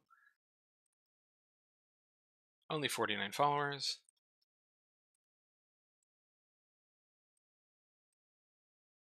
But 13 positive reviews. Okay, what am I going to guess on this one? Very, very low follower count, but 13 reviews already. Over the hump. It is free. I'm going to guess 500 on this one. Nice job, Gyu. I look forward to seeing what you do next. Our next game is Mikrocosmos, which is a free-to-play game developed and published by Chromo Games.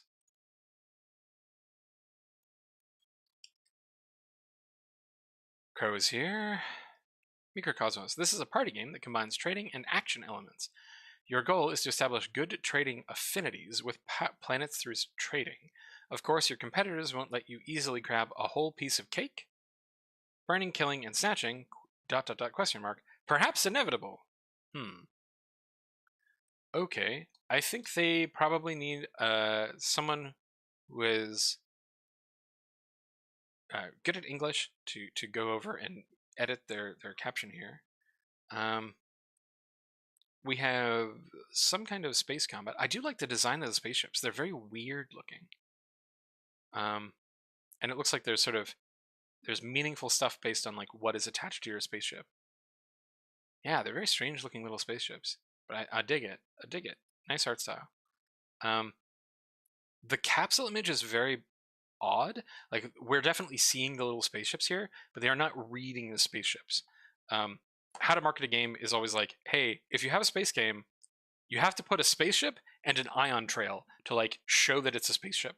And I agree. I think if they did that, this game would probably be doing better. Crow is here again. Wow, Crow's been busy this morning. Space trading game that wants to be Fortnite at the same time. Uh-oh. I decided to name my ship Prego Femboy. Thanks, Crow. You're having a weird one today. Seems like a really fun game judging by the tutorial, but I could not find any matches to join. Oh boy. So I think this is our first multiplayer game that did not get enough people to play it.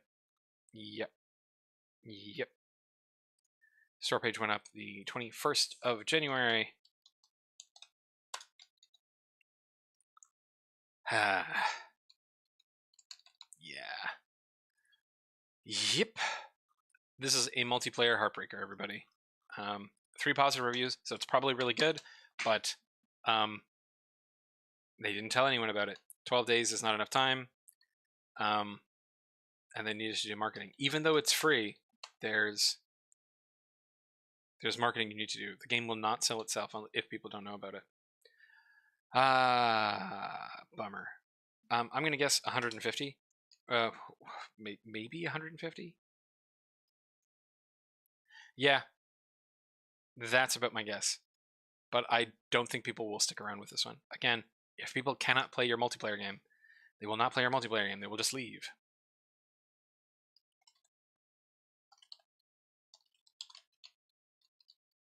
Moving on to Minigame Game, with one of the lowest Steam ID numbers that I've seen. So this has probably been in development forever.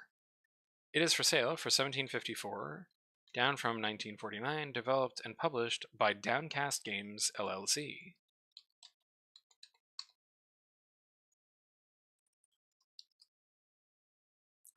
Minigame Game is a first-person focused minigame collection that supports anywhere from 2 to 16 players.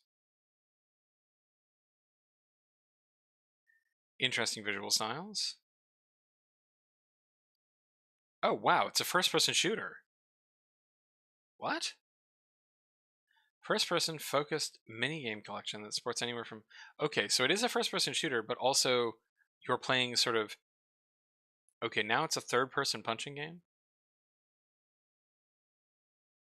And that looked like a single-player target shooter.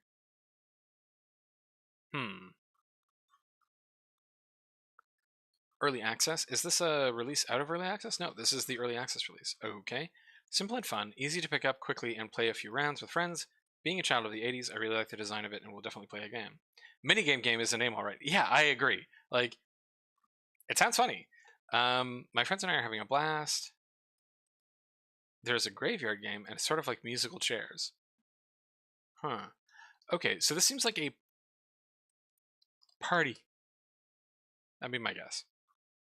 Only 5 people played it yesterday, and it went up. I wonder how it got this app ID then, because they only started getting followers on December 15th of last year.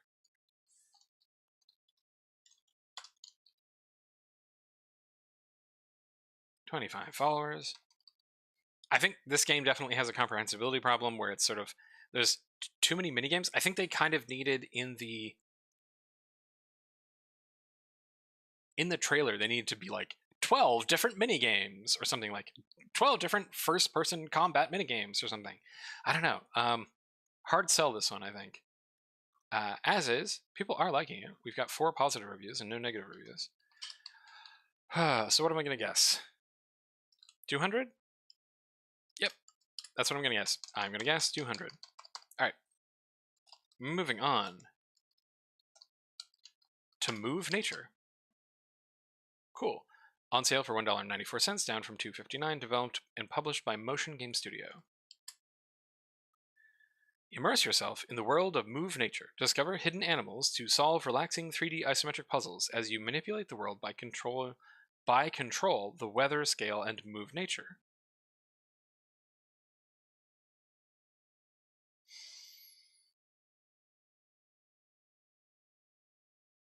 Okay. Why did you drop a Stegosaurus in a volcano?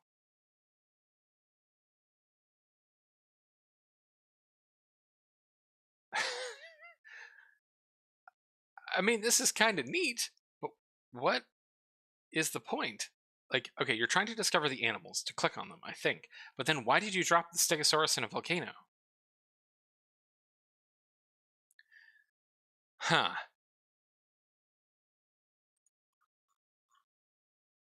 Highly recommended to those who enjoy puzzle games. What a beautiful game. Cute and relaxed, it's a short puzzle, cheap and fun. An unusual way to find things, with a touch of getting things out of the way to find the proposed objectives. Enjoyed the joke.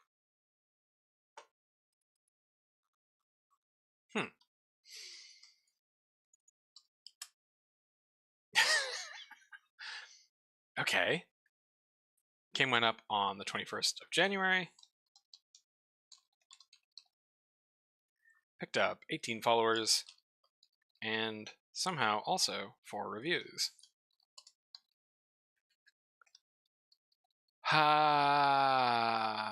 It is very pretty looking. I think this game could have done a lot better with different marketing. I think the marketing is awkward and also unclear as to what your goals are or why you're doing it. Like, you're clicking on animals, but also you pick up a Stegosaurus and throw it in a volcano.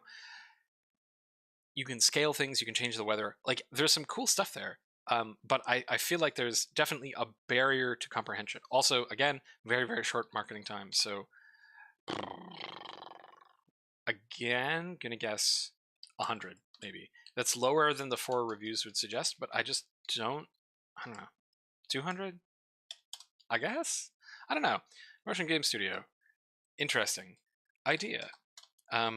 Moving on to Omega Survivors. Omega Survivors is for sale for $5.84, down from $6.49, developed by Astromonkey and published by Astromonkey. Omega Survivor is a sci-fi bullet hell, part of the new survivor genre, with loot, crafting, and lots of alien blasting to be done. The perfect game for those that just want to relax and turn off their brain. Alright, we have a horde survival game where we have a little space marine guy, and it is unclear what we are shooting. We're shooting like little alien rat things, I think. Yeah. Yeah, okay, so we're shooting little aliens. Seems like a... Alright, I like the art for a lot of these things. Is this Astromonkey's first game? No, they've done a couple of them. They did a Space Fighter, which was a top-down game with sort of visual novel elements and an arcade shooter. Okay, cool. So this is not their first rodeo, but they did not make many sales, I don't think. One person played it, and it also went up on January 1st. So, again, you need time to market.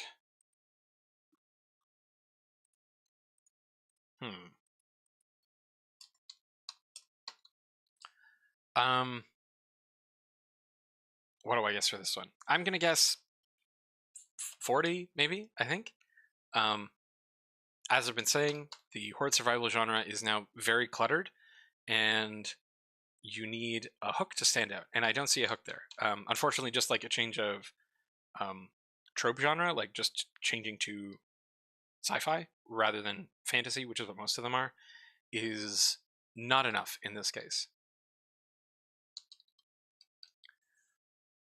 Okay, moving on to Project Utgardr. Project Utgardr is on sale for $11.43, down from $12.99, developed and published by Tronas Games. Thyra is trapped inside impervious mountains somewhere in the Scandinavia of the 2nd century. Mysterious environments, ancient puzzles, and a tale long forgotten await. An adventure open-world parkour platformer in first person, inspired by Norse and Viking mythology. Huh. Okay, it's in early access. It looks very pretty. Though there don't appear to be other entities. It seems like it's mostly just walking around. And there's an... Okay, based on admittedly very little, there doesn't appear to be a whole lot in the way of a narrative. Puzzles, mystery. Mystery is a permeating part of the adventure, and there will not be too much guidance. A lot of space will be left to the inventiveness of the human being who will find his expressions. They do have a Discord. They have a timeline. So they did not reach their Kickstarter goal. Looks like this is the chapter 1 release, so I guess there will be multiple chapters and no reviews. Okay, what happened here? Store page went up January 25th, 2022. That's a while ago. 59 followers. And no reviews. I do think this one is sort of missing a hook. If you don't read the text, for one, the capsule image, very hard to read. This black text on the relatively dark background is sort of difficult to parse here, especially as it's over top of the background images. But the other thing is, if you look at these, all it looks like is one of the hiking games, right? It looks like a hike through the woods. And, well, I personally think hiking games are cool and very relaxing. That's not what they're going for. So if they want to sell, like, ooh, you're in a mysterious world of magic and Norse mythology, I don't think they're doing that through their marketing materials. Maybe that's what the game is like, but that's not what's coming across here. I do like the climbing stuff. That's a neat little wall run.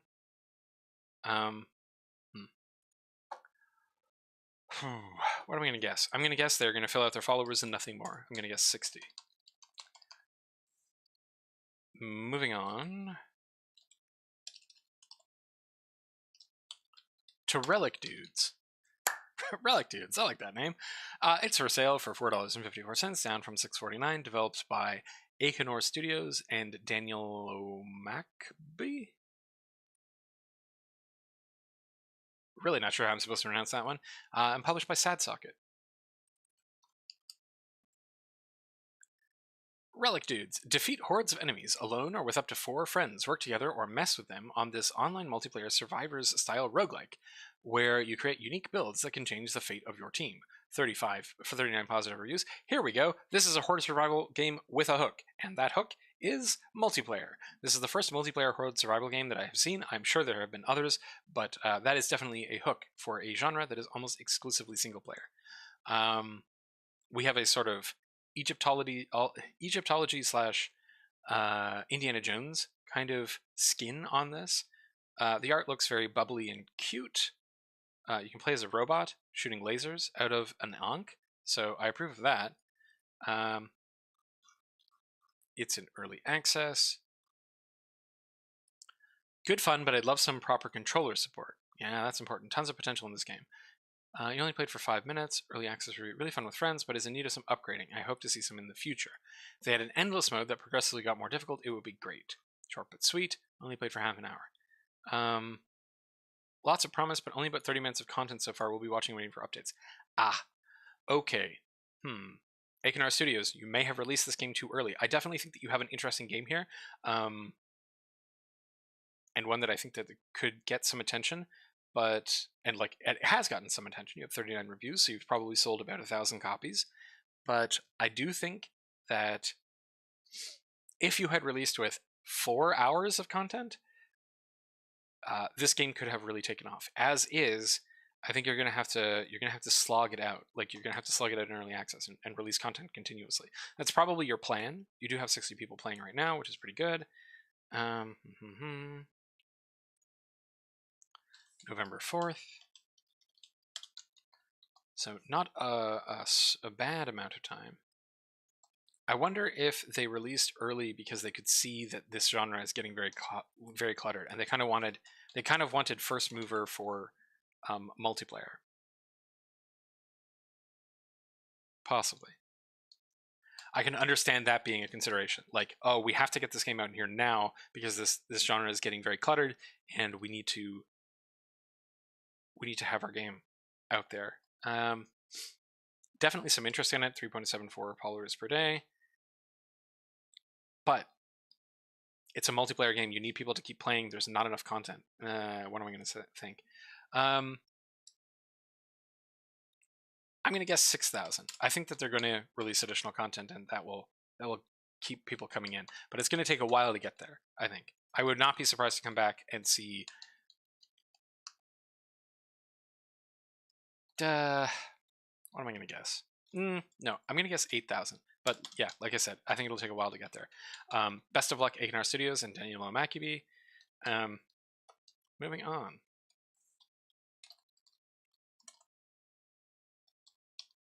To SpellForce, Conquest of Eo,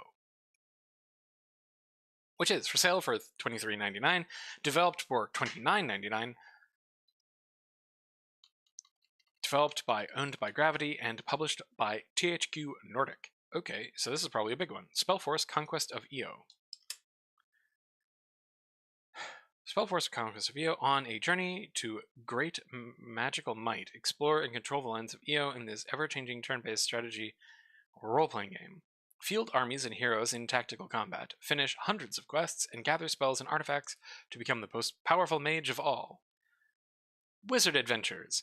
Extremely cool capsule image. Look at this. That's really cool. And just generally, really excellent art.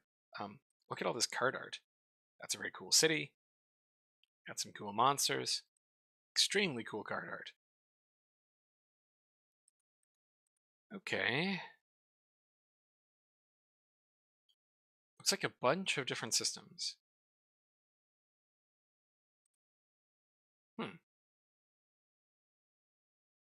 Okay, neat. So far, it is a pleasant experience at 1.5 hours. A caveat, I beta tested this game. However, even with my beta testing time, this was nothing that made me play it for over 300 hours. What made me play the game for over 300 hours was its deep, fun gameplay, incredible variety, and how much it pushes turn-based strategy games in a direction they needed to be pushed. Okay, cool. What is here seems solid, but there isn't enough clarity on the systems themselves, to the point I found myself wondering is this a feature or is this a bug? If wish I was not over the 2-hour mark, I would refund and put this back on the wish list to cook longer. You did play for 16 hours, though. I think even your detractors have played for almost 20 hours is pretty good. This game has only one mode, the scripted campaign. That is odd. I would expect this game to come with sort of map battles. I wonder if they're going to add that feature later. I think that that would definitely improve the longevity of a game like this. Bunch of people playing it, 3,000 people playing it, very nice.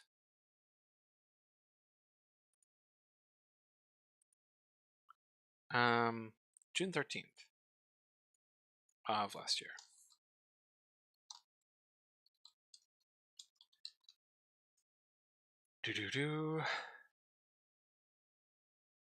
Almost 10,000 followers, very nice. 191 positive reviews, 240 negative reviews. So they're closing in on 10,000. They're probably about 8,000 now. 40 followers per day. What am I going to guess? I am going to guess 25,000 for this one. Nice job, owned by Gravity. Moving on. To Surface. Project Dawn Collector's Edition. For sale for $16.19, down from $17.99, developed by Elephant AR, and published by Big Fish Games. After a car, okay, this is another Elephant AR hidden object game. They always have like fairly high effort hidden object game mysteries, which look pretty cool. After a car accident on the way to your new home, your daughter goes missing. Your search leads you to a town that's abandoned, or is it? Can you uncover the mystery behind Project Dawn and escape in time? This is very Silent Hill.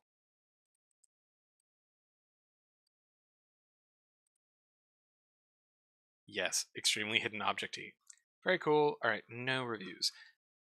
If I'm guessing properly, yeah, Elephant AR does not really do promotion for these games. Nope. Went up the 4th of February, so...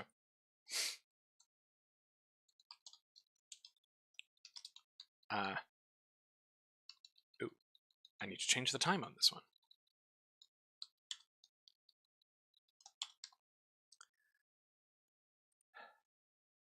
They got 5 followers in less than a day, and no reviews. So, Elephant AR just does this. They put up their games with absolutely no lead time. They put them up on the day that they finish them. I have to assume that they are coming off of like tablets. Otherwise, I have no idea how they make any money, and their games are really pretty. So what am I guessing on this one? I think I normally guess about 100 for them. I'm going to put that in again. Would not be surprised to come back and find this game having picked up quite a few reviews, because they are really polished and cool games. I just wish they actually promoted them on Steam. It's such a bummer. Moving on to 4250, Sword King. Sword King is for sale for $28.99, developed by C.J.K. and published by the same. Sword King, fight progressively harder enemies in an unprecedented VR experience, which will put your reflexes and your skills as a swordmaster to the test. Okie dokie.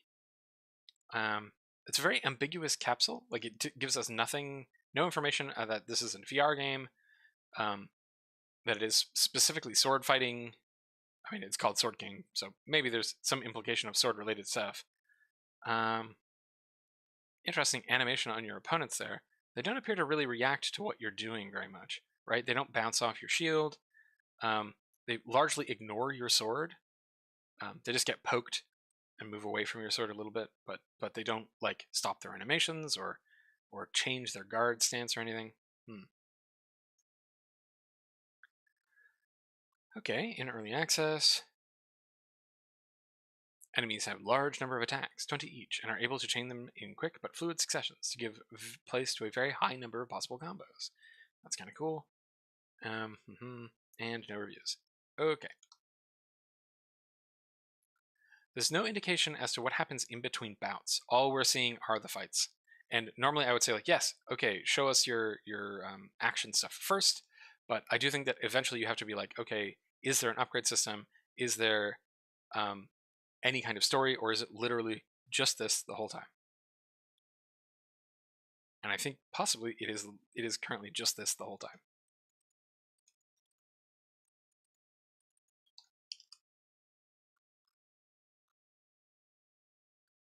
October 5th.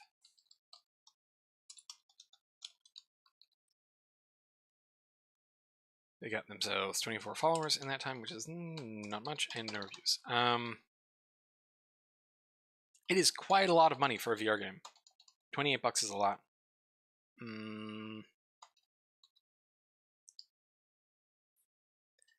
30, maybe? That's probably my guess. It does look cool, but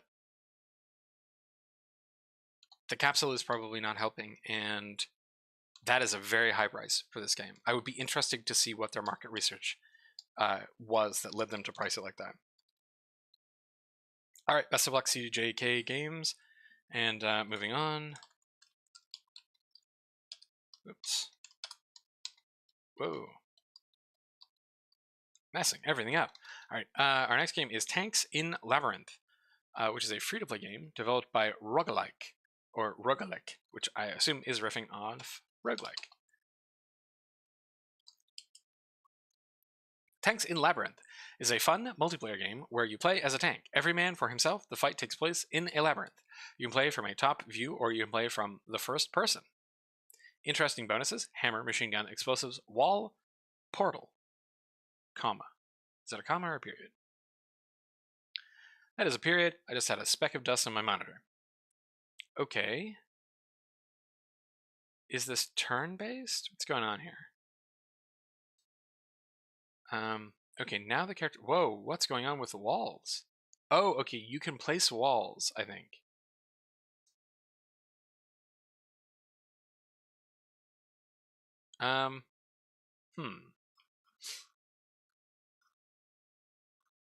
We played this game with friends, and you know it's very nice. It's a lot of fun to play it, especially if you get together in a big company. Okay, so it seems like it's good for couch co-op, like party game stuff. Annoying Crow is here. This game is like being a plus 350 underdog in the UFC.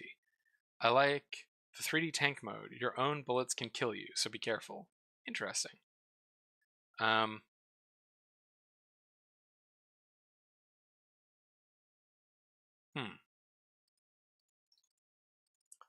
Show me your charts, please. 2 people are playing it now with 4 at peak.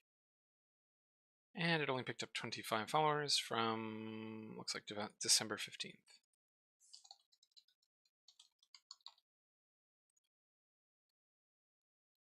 $25 followers. And a couple of reviews, 6 positive reviews. People are liking it. That's pretty cool. But it is not over the 10 hump. It is free to play. What am I going to guess? I'm going to guess 100 people check this out. Moving on.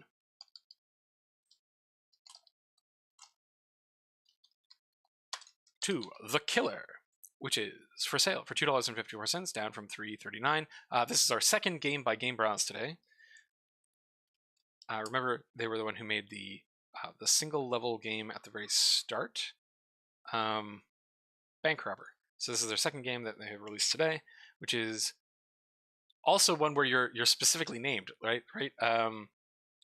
The bank robbery one, you were called Harry, I think. Now you're Dominic. Dominic, an assassin, is hired to kill a farmer. Wow. What did this guy do? Who is fighting over land with a wealthy local man. In the middle of your mission, someone notices something strange and calls the police. So Dominic must face the cops to get out of the place without getting caught. Wild.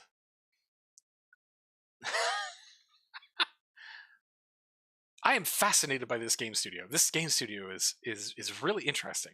Like they really come up with this very specific scenario, and then they make an entire game that is just about this one scenario. No one has played this one, where I think they did play the...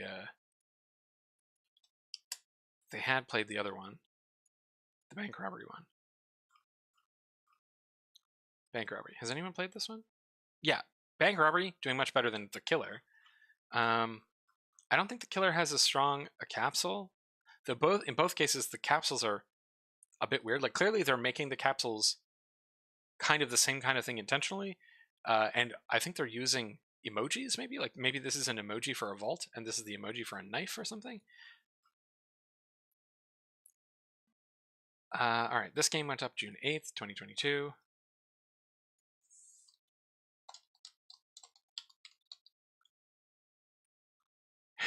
And picked up 73 followers, which do not appear to have translated into any sales. Gosh.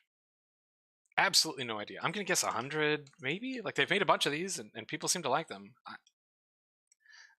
I admit, between the two of them, I would also play the bank robber one. I think the bank robber one is a more interesting scenario, despite the fact that the idea of like specifically being hired to assassinate a farmer is just bananas. Moving on to The Last World, which is for sale for $22.31, down from $24.79. Developed and published by Aerochin. The Last World is a sci-fi simulation game with elements of space, adventure, survival, modding, and automation. The game in which the player has to create his own empire from the ruins of the old one, mine, build, research, and produce! Okay, so we have some very Factorio-style labs, I think. Yeah, okay, so there's definitely a sort of Factorio kind of vibe on this one. Though the actual like resource paths are not as clear. One of the things that I think sells Factorio is how incredibly clear the conveyor belts are about like exactly what's happening, right? You get it. Conveyor belts are going here, stuff is going along the conveyor belts. And right now, even though this has, it looks like it has sort of the robot systems from Factorio, what any of these structures are doing is unclear. And I think that will probably hurt this game's sales. Languages. Very early stages, unintuitive, not much of a progress. You get stuck in places without a tutorial. Have to go through a million wiki pages to actually find out what's wrong. I don't understand this early stage BS recently. People are releasing not ready games and expecting some ridiculous money for unfinished product that is not worth it. And then some more reviews in Russian. Very, very mixed reviews. Okay. Check the charts. Some people are playing it. Game went up on Steam on the 6th of April last year. So this has been in production for a while. 312 followers, and we've got 2 positive, 2 negative reviews. So,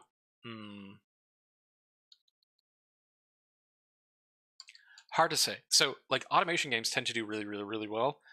They are extremely addictive. They are hard games to make. Like, to make something the scale of Factorio and still have it run at an appreciable frame rate is extremely difficult.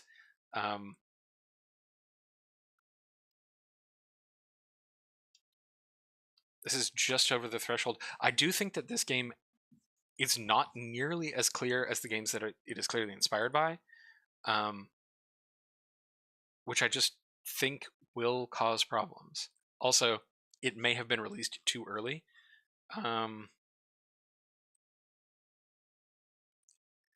Gosh, what do I guess? Like, Factorio has sold millions, Satisfactory has sold millions, but this has not got the comprehensibility. What am I going to guess? 6,000? The numbers do not remotely bear that out, but these kind of games are really popular. I'm probably wildly overestimating, but that's what I'm guessing.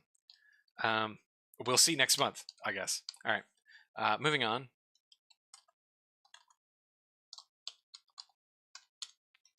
To the Trasamire Campaigns.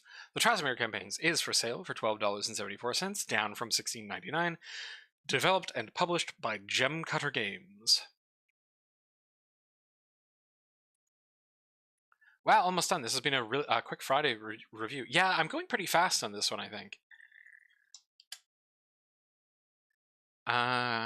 Yeah, alright. The king is dead. The war for his kingdom has begun. Become one of Trasamire's legendary founders and explore their bid for the throne in this colorful strategy puzzler.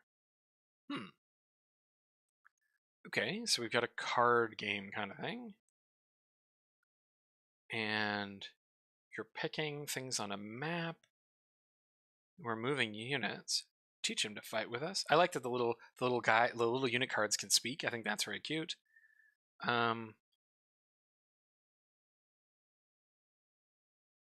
I'd be interested to see how like their conversation system works. I love building dialogue systems. Dialogue systems are like some of the funnest things to build in games.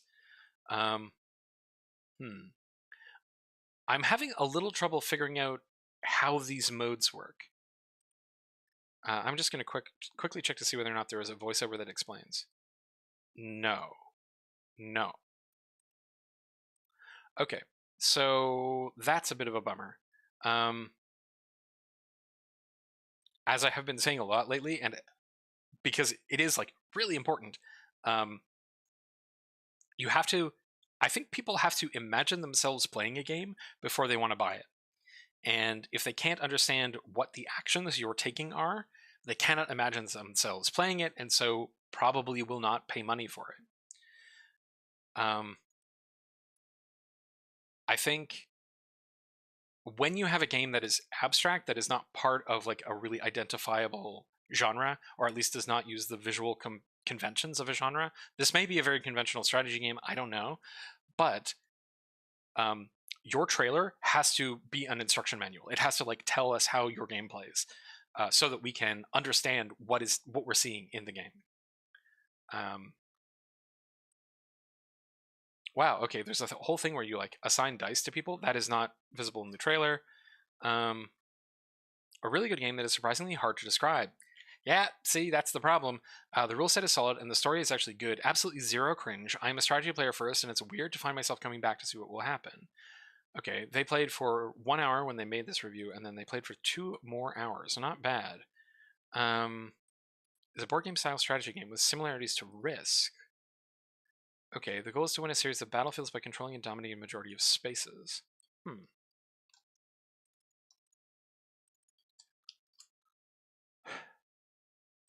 Just a few people have played it.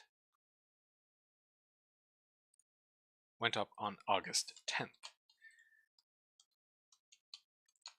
So I think this is maybe our second heartbreaker of the year, because it looks like someone made a really cool game and then were not able to convey how it worked in their marketing, and that means that people weren't sticking to it, which is too bad, because I'm going to trust those people and say like, yeah, this is probably a very cool strategy game, but if people can't understand it when they look at it, they won't buy it very much. I'm going to guess 200 on this one. It looks really polished. It probably is a lot of fun, but it's a hard sell, which is a bummer. Moving on. Come on. To The True Slime King. Nice. For sale for $25.99. Developed and published by Josh Penn Pearson.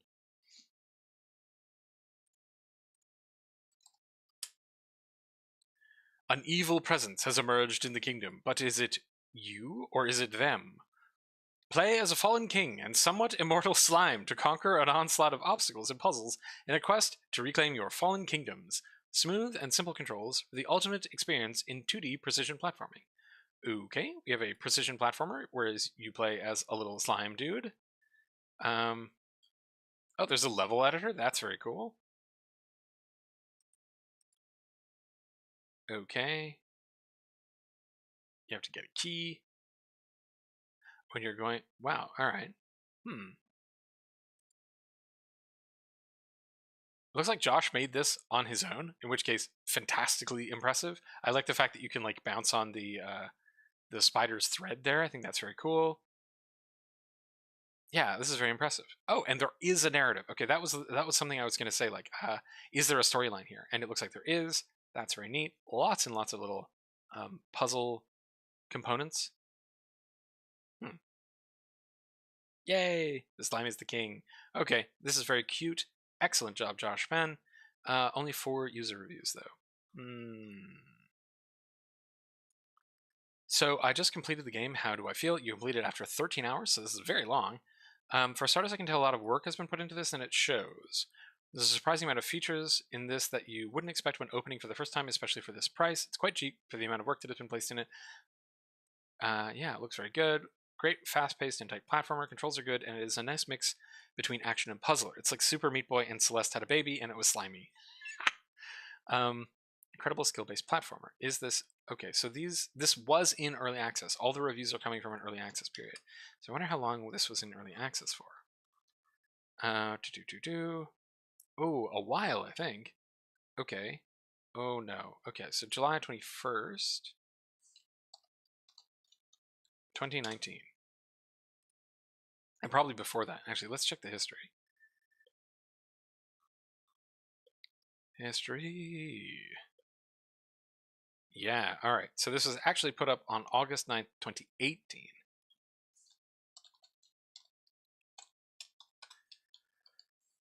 So it's been around for quite some time. And only acquired 32 followers. Ouch. The capsule is certainly evocative, but maybe not going to get a lot of people to click on it. But yeah. 6 reviews, all positive. I don't think Josh did any marketing for this. That would be my guess. It does look pretty cool, but I don't think he told many people about it over the 5 years that it was being developed. Yeah,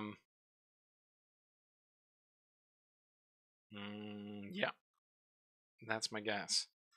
I am interested to see whether Josh has made any other games. Nope, just Slime's game. So yes, I think this is a heartbreaker, unfortunately. What am I going to guess? 300, maybe? And I think most of those sales have already happened.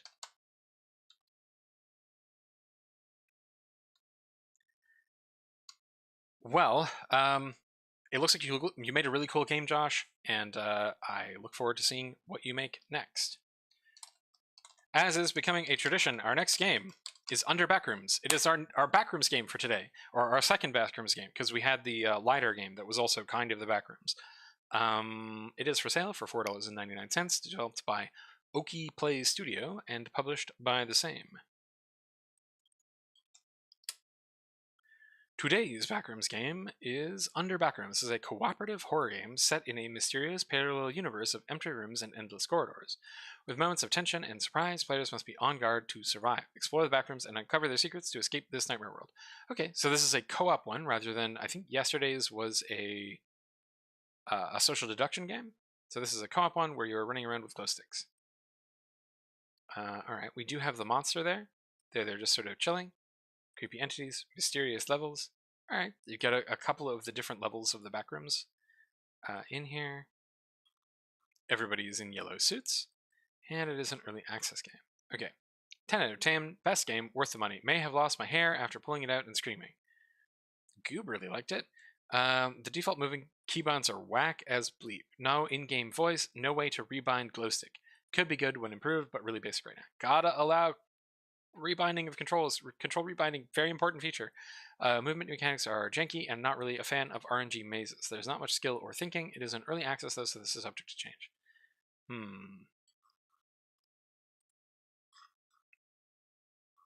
Okay, so very mixed reviews. Do have some players though, that's pretty good to see. Gameplay game store went up on the 7th. Not a ton of time. Only picked up 18 followers. And from that, they got 9 user reviews. Of which 1, 2, 3, 4, 5 are negative. So they have 4 positive, 5 negative reviews. What do I think on this one? I think like most of the backroom games, they are focusing too much on the fact that it is a backrooms game in order to sell it, and because a bunch of other people had the same idea, they are going to run into a problem of why play your game and not one of the other 5 backrooms games that came out this week. I hope they can find that during the early access period. They're almost at the 10 game minimum to get to like a positive review ranking, but they will come out and it will not be positive. It will be mixed or mostly negative. So what do I think? I'm going to think 300 probably on this one. All right, moving on. To Upgrade VR. Upgrade VR is a free-to-play game developed by Upgrade VR FZCO and published by the same. Upgrade VR offers an effective brain training with simple and funny games developed by neuropsychologists. Cognitive training could be useful as part of comprehensive recovery after COVID-19. Pourquoi?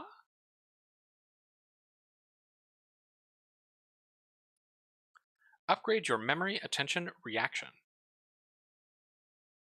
Okay, so there's a reaction training game. Okay, memory puzzles. Huh. I mean, kind of cool. It is free to play. If you have a headset, maybe check this out. Couple of negative reviews here. Upgrade VR is an early access free-to-play VR game that is said to will improve your cognitive abilities. It worked on my HTC Vive system, looked okay, played okay, sounded okay. It required an app downloaded to your smartphone and linked to your VR computer to provide history tracking. It does have a guest button that lets you try activities without saving without the app. There are only 4 games. Try it, but there are other free programs out there that do the same thing and do not require loading an app on your smartphone. Huh. Okay, very mixed. Does not seem like there's much to do in there right now.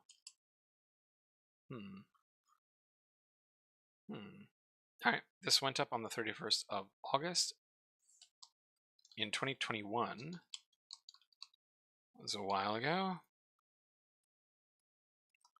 63 followers, 8 positive, 3 negative. Huh. It is free to play. I'm gonna guess 600 people check this one out. Moving on.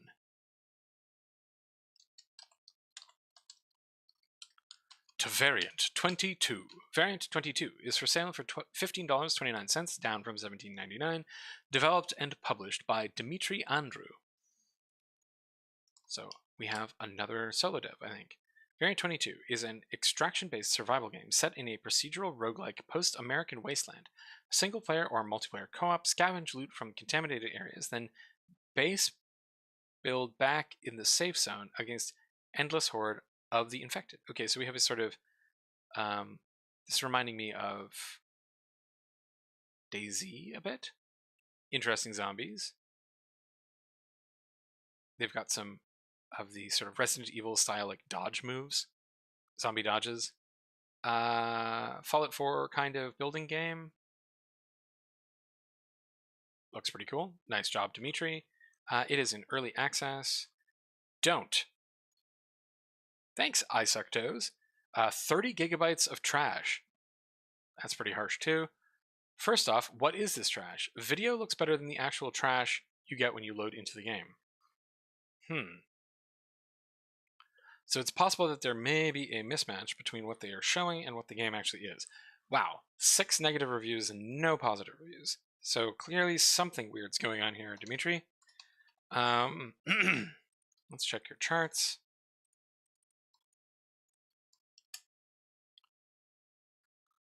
One person playing it, 48 followers. Store page went up on January 13th. Not enough time. 2.29 followers per day, not bad. Gosh, what do I think here? Those 6 negative reviews are very negative. Marketing is important, but you cannot lie to your players about what is in your game.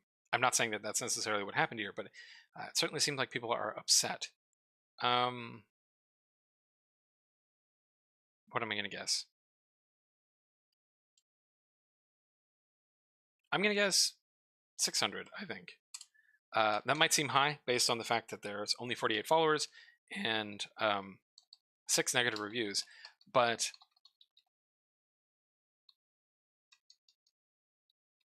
$2.29 followers per day. Gosh, no, I'm gonna keep it at 600. I would really not be surprised if this did pretty well. It does look pretty good, and even if the actual game is maybe less polished than the trailers make it look for, I do think that there will be some people who will check it out. I hope that Dimitri can fix the problems that people are having. It might just be like visual settings or something that is the problem. All right, moving on to VRROOM. VRROOM is a free-to-play game by VRROOM and published by VRROOM. VRROOM is the social platform that aims at redefining events, concerts, and live performances in virtual reality. Okay.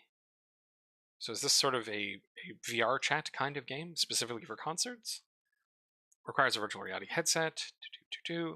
Is the to-go platform to enjoy events, concerts, and live performances. Listen to music and interact with the environment. Currently in alpha.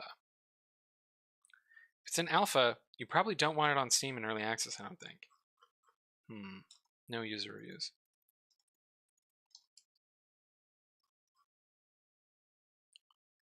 December 30th.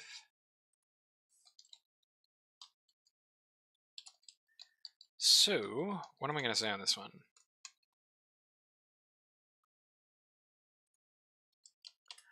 So, VRROOM needs... Okay, so this is a weird one, because this is not really a game. It's a VR chat system, I think, specifically designed for concerts. But the problem is for any kind of social media system, right? And that's what these are. Like VR chat and VRROOM are social media systems. Anyone who is trying to break into that market needs something unique, something that differentiates them. Because in social media, first mover advantage is huge. It's kind of everything. It's why Mastodon is not defeating Twitter, despite the fact that Twitter is currently on fire. But it's also why TikTok got really big, right? TikTok had this very unique thing, which is it is actually possible to go viral on TikTok as a nobody, right? And that's what brought a bunch of creators to the platform, because they were like, oh, if I make cool stuff, then I can go viral here.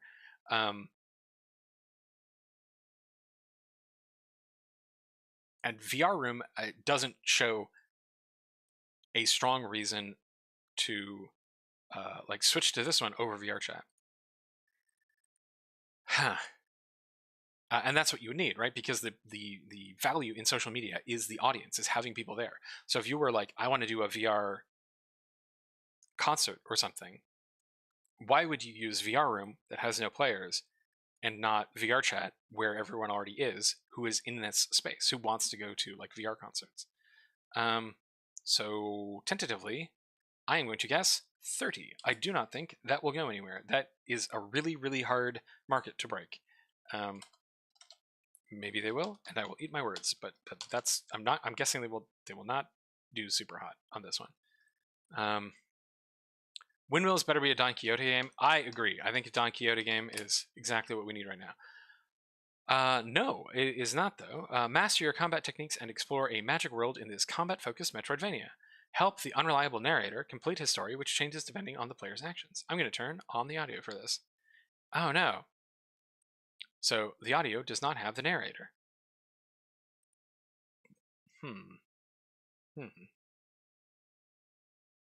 Interesting enemy design.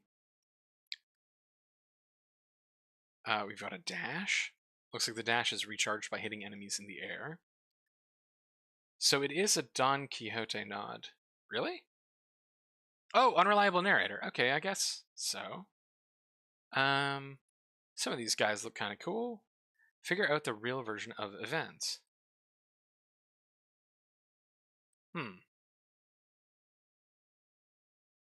Exploring a beautiful, sprawling world full of secrets. Alright. It does look quite varied.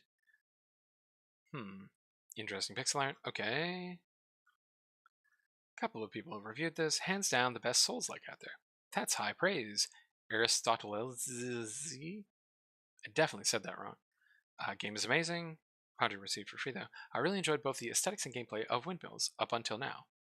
Dialogues are well written, and the story is engaging. I particularly like the diversity of monsters and enemies that you encounter. Windmills is an incredible indie game with very strong combat. Strong forward controls with interesting story so far. 2 hours. Great game. It's hard and challenging. The first boss fight was great. The graphics have great detail, and the sound effects are awesome. Very cool Castlevania style game with Souls-like elements. Yeah. I think that if like I'm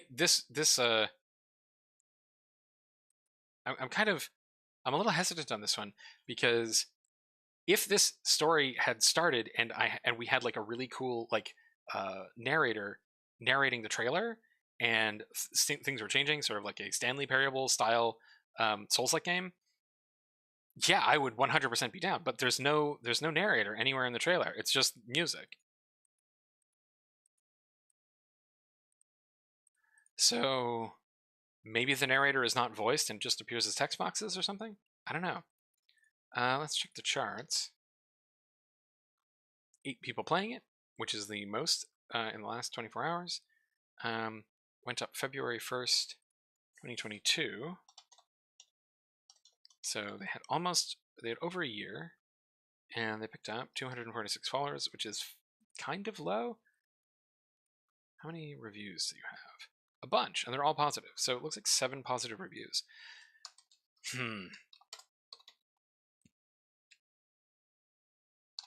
Not a very high followers per day count. I'm guessing they didn't do a lot of promotion for this. It's developed and published by Prologue. I didn't actually mention that. And it's also for sale for $13.64, down from $19.49. What do I think? I think this gets over 10, and I think this gets into the algorithm, and I think they probably sell 1,000. No, I think they probably sell 2,000. I would be really unsurprised to come back and see this game having 200 reviews or something in a month. I could be overestimating it, but it does look really competent. It's not quite got a visible hook in a way that would really make me think like, yeah, this is definitely gonna go super far. But if the narrator thing is cool, then people will talk about it. All right, I'm gonna check out the demo probably. Cool. Please tell me how that goes, CC. I would be really interested.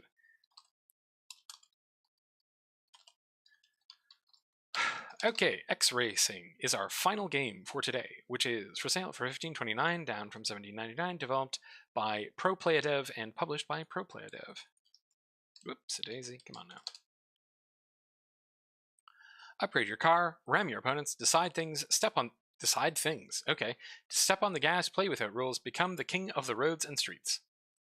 Okay, we've got a car racing game. Kind of. And then we have a strip club scene, I guess? What an odd choice. Yep, strip clubs and cars. The UI here is not telling me that this is a race. X Racing is not just circuit racing. It is an interactive action game with an open world and a storyline. Wow.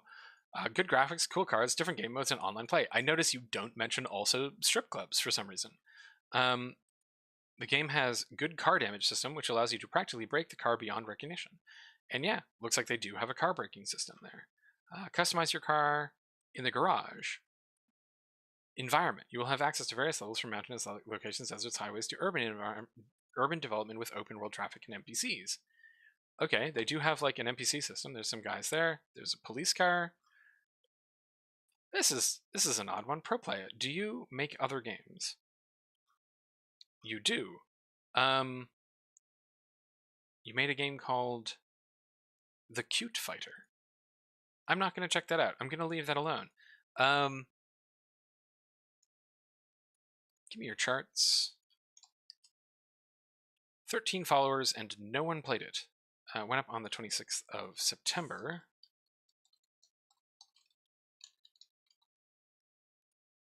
$13 followers. No reviews. This one is very confusing.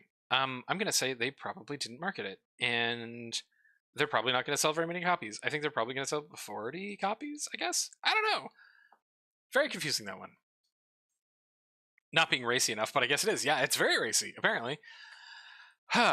Okay. So that's all of our games. I did review the red light games before, so that means that if we turn on the red light games, actually I need to fix this, hold on. This needs to go just to 57.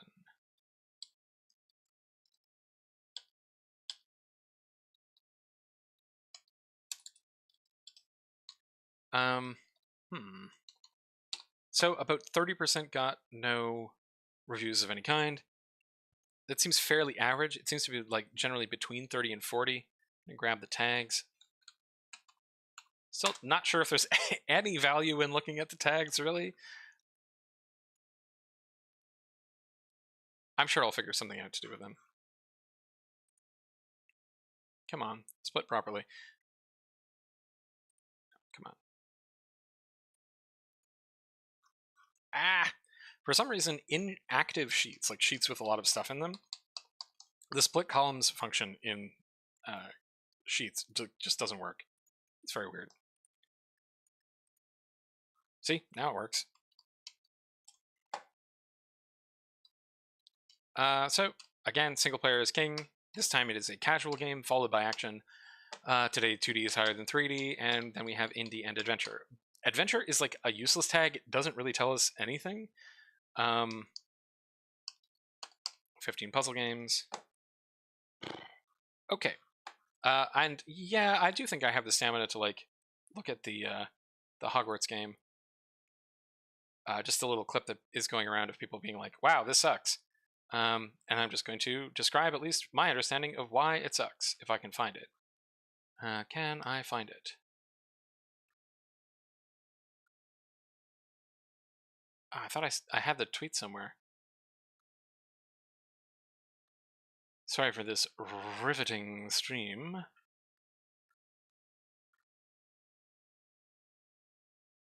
Hold on a sec.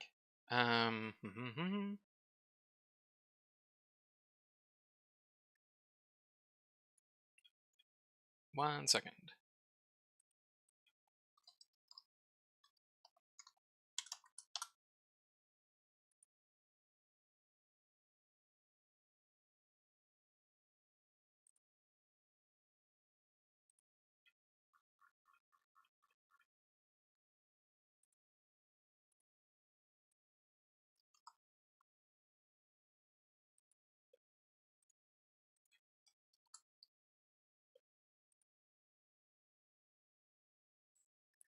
Yeah, I don't know, Para. It's a mystery.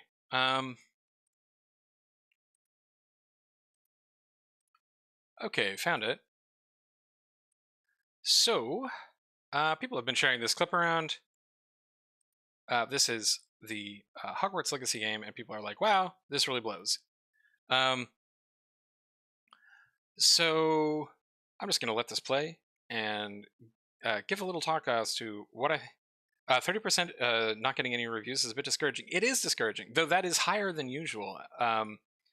MD, I would say most Fridays I've been seeing somewhere between 46 and 50% are not getting any reviews, and it does go to show that like it is entirely possible to release a game on Steam and just have it drop like a rock. Nobody will see it. It's kind of rough.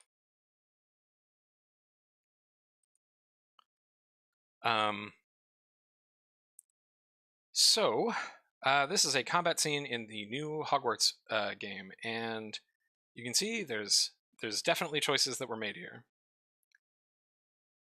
So a lot of people are saying that, oh, this looks like a game from 10 years ago, and not really, I don't think.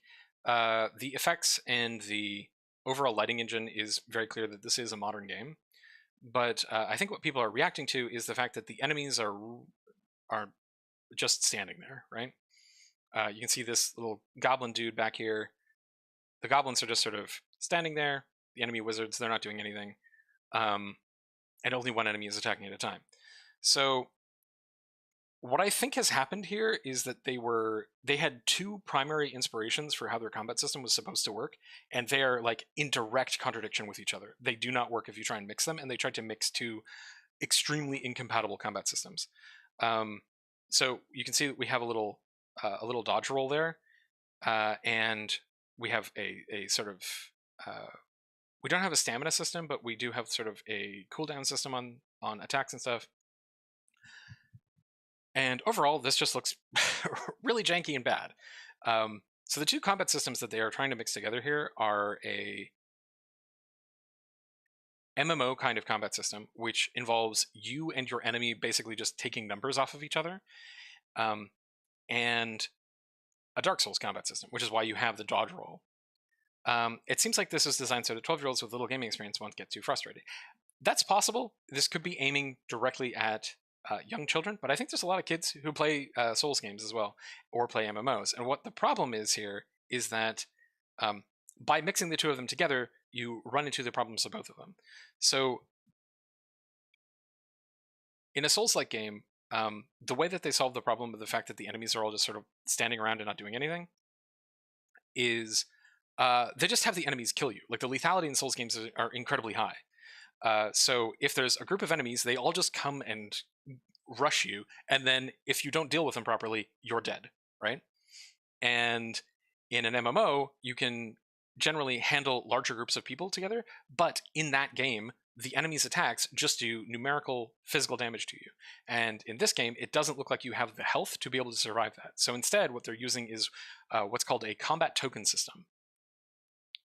And so a token system in a combat engine is that basically all the AIs in the map will be sharing one or maybe two tokens that get shuffled around between them based on, generally speaking, where you are and where they are, and whoever has the token is the only person who can attack. Everybody else just sort of walks around you.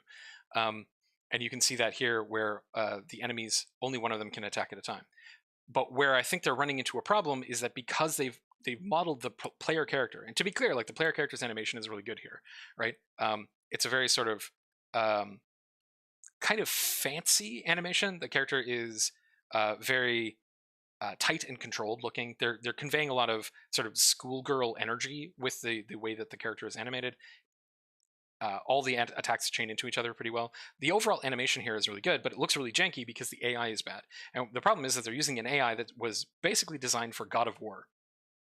God of War was, I think, the first like really popular game that came out that used this kind of token system, where the game just doesn't work if all the enemies attack you at once, because all the enemies are health sponges. So, but in God of War, it works better because, for one, Kratos has the ability to attack more than one enemy at a time, and so, because he has like big sweeping attacks, and because he can attack more than one enemy at a time, it's not as clear that the enemies are very, very much not doing anything for most of the time, because most of the time you're hitting them, so they are reacting to attacks. However, in this game, because it's also sort of based on a Souls-like, you're only able to attack one person at a time, and so it's really obvious that the enemies are not attacking you. And the other problem is that you're too fast. Kratos is actually very slow in God of War. It takes him a long time to move across the screen, and so the token does not have to be passed very frequently. Generally speaking, in God of War, only one person will have a token, and you'll probably kill them before the token has to pass. But see, she's moving so much faster than the enemies are, that the enemies are going to have to be shifting the token of who is allowed to attack around all the time as she walks between them. So yeah, like they could have fixed this by going in any of the other two directions, right? Or in any of the three directions that they have that they're that are fighting them here, right? They could have leaned into the Dark Souls style combat, have everybody attack simultaneously, which would require you to do things like handle pacing, and this may be from a tutorial section. I think that even if this is from a tutorial section, if this is not how gameplay plays, it wouldn't look like this. Right? If this were from a tutorial section and the characters were easy, you would probably be killing them a lot faster, right? It takes her, what, like 12 hits to kill one enemy or something like that? That's a lot of hits.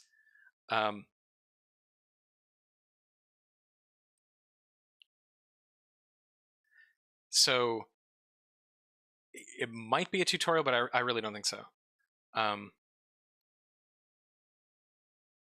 Anyway, possible ways that they could have fixed this. They could have lead into the Soul style version. This is the Hogwarts Legacy game, CC. I'm just reviewing the combat system and the animations, because the individual animations are really good, right? All of these things, they're selling what's going on. The issue is the AI, the fact that the AI characters are not behaving realistically. They're all not attacking each other. So yeah, they could have fixed this a couple of ways. The first way would have been to lean into Souls-like damage, where one or two attacks from anybody will kill you or kill them. That would make the individual attack moments like sell better. Alternatively, they could have leaned more heavily into the MMO kind of combat where it's all numerical, where they can all be attacking you, but that doesn't matter because you have 2,000 health. Is this a trailer? It's a gameplay trailer, yeah. It was a GIF that went around on Twitter a couple of days ago. And people were like, this looks terrible. And it does, but it looks terrible for like very specific reasons, which is that they mixed several combat systems together and they don't work together. So yeah, you could have the MMO style combat, which I don't think would look very good with the art style that they have, because you would have a bunch of people wailing on you and it would look silly. It looks silly in MMOs, but like we accept that because of like the delay that exists in MMO gameplay, and just we're kind of expecting it, right? It's more RPG-y, whereas this is very much an action RPG. Or you could have leaned more heavily into God of War, where you would have more AoE stuff, where you're continuously hitting all of the enemies. And in that case, you could have kept almost all of the same enemy behavior. It would just look a lot better because you would be stunning everybody. Yeah, everyone is just standing around. And they're just standing around because what's happening is that there's an AI token that is moving around between the enemies and is determining whether or not they can attack. All the enemies are programmed to basically just get into a position nearby and then not actually do an attack until they have a token. But what seems to be like a major problem is that the token is not being moved around fast enough. So we can see here, there's going to be this guy. He doesn't attack. He is way out of line. So there's something wrong with his AI in general. He doesn't attack at a point where there is absolutely no hope that he can hit the player. So something fails here. His sensors are wrong, or his comprehension of his own attack ability is off. Something goes wrong here where he attacks the air. So basically, you never want that to happen. That just looks really stupid. It makes the AI look bad. And then the other problem is that he's so far away. The token at this point, he's staggered. He can't do an attack. The token that is in this guy needs to immediately shift to him because he's the closest enemy. If he attacked right now, there might actually be some tension, but he doesn't. He just stands there. And the guy who is still over here, who was stunned, who had the token this whole time, runs over and does an attack because he still has the token.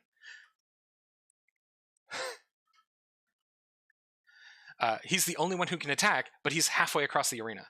And I think this is most of the problem, right? This guy had the attack token. Now it moves to this guy, and neither of these two guys have the attack token.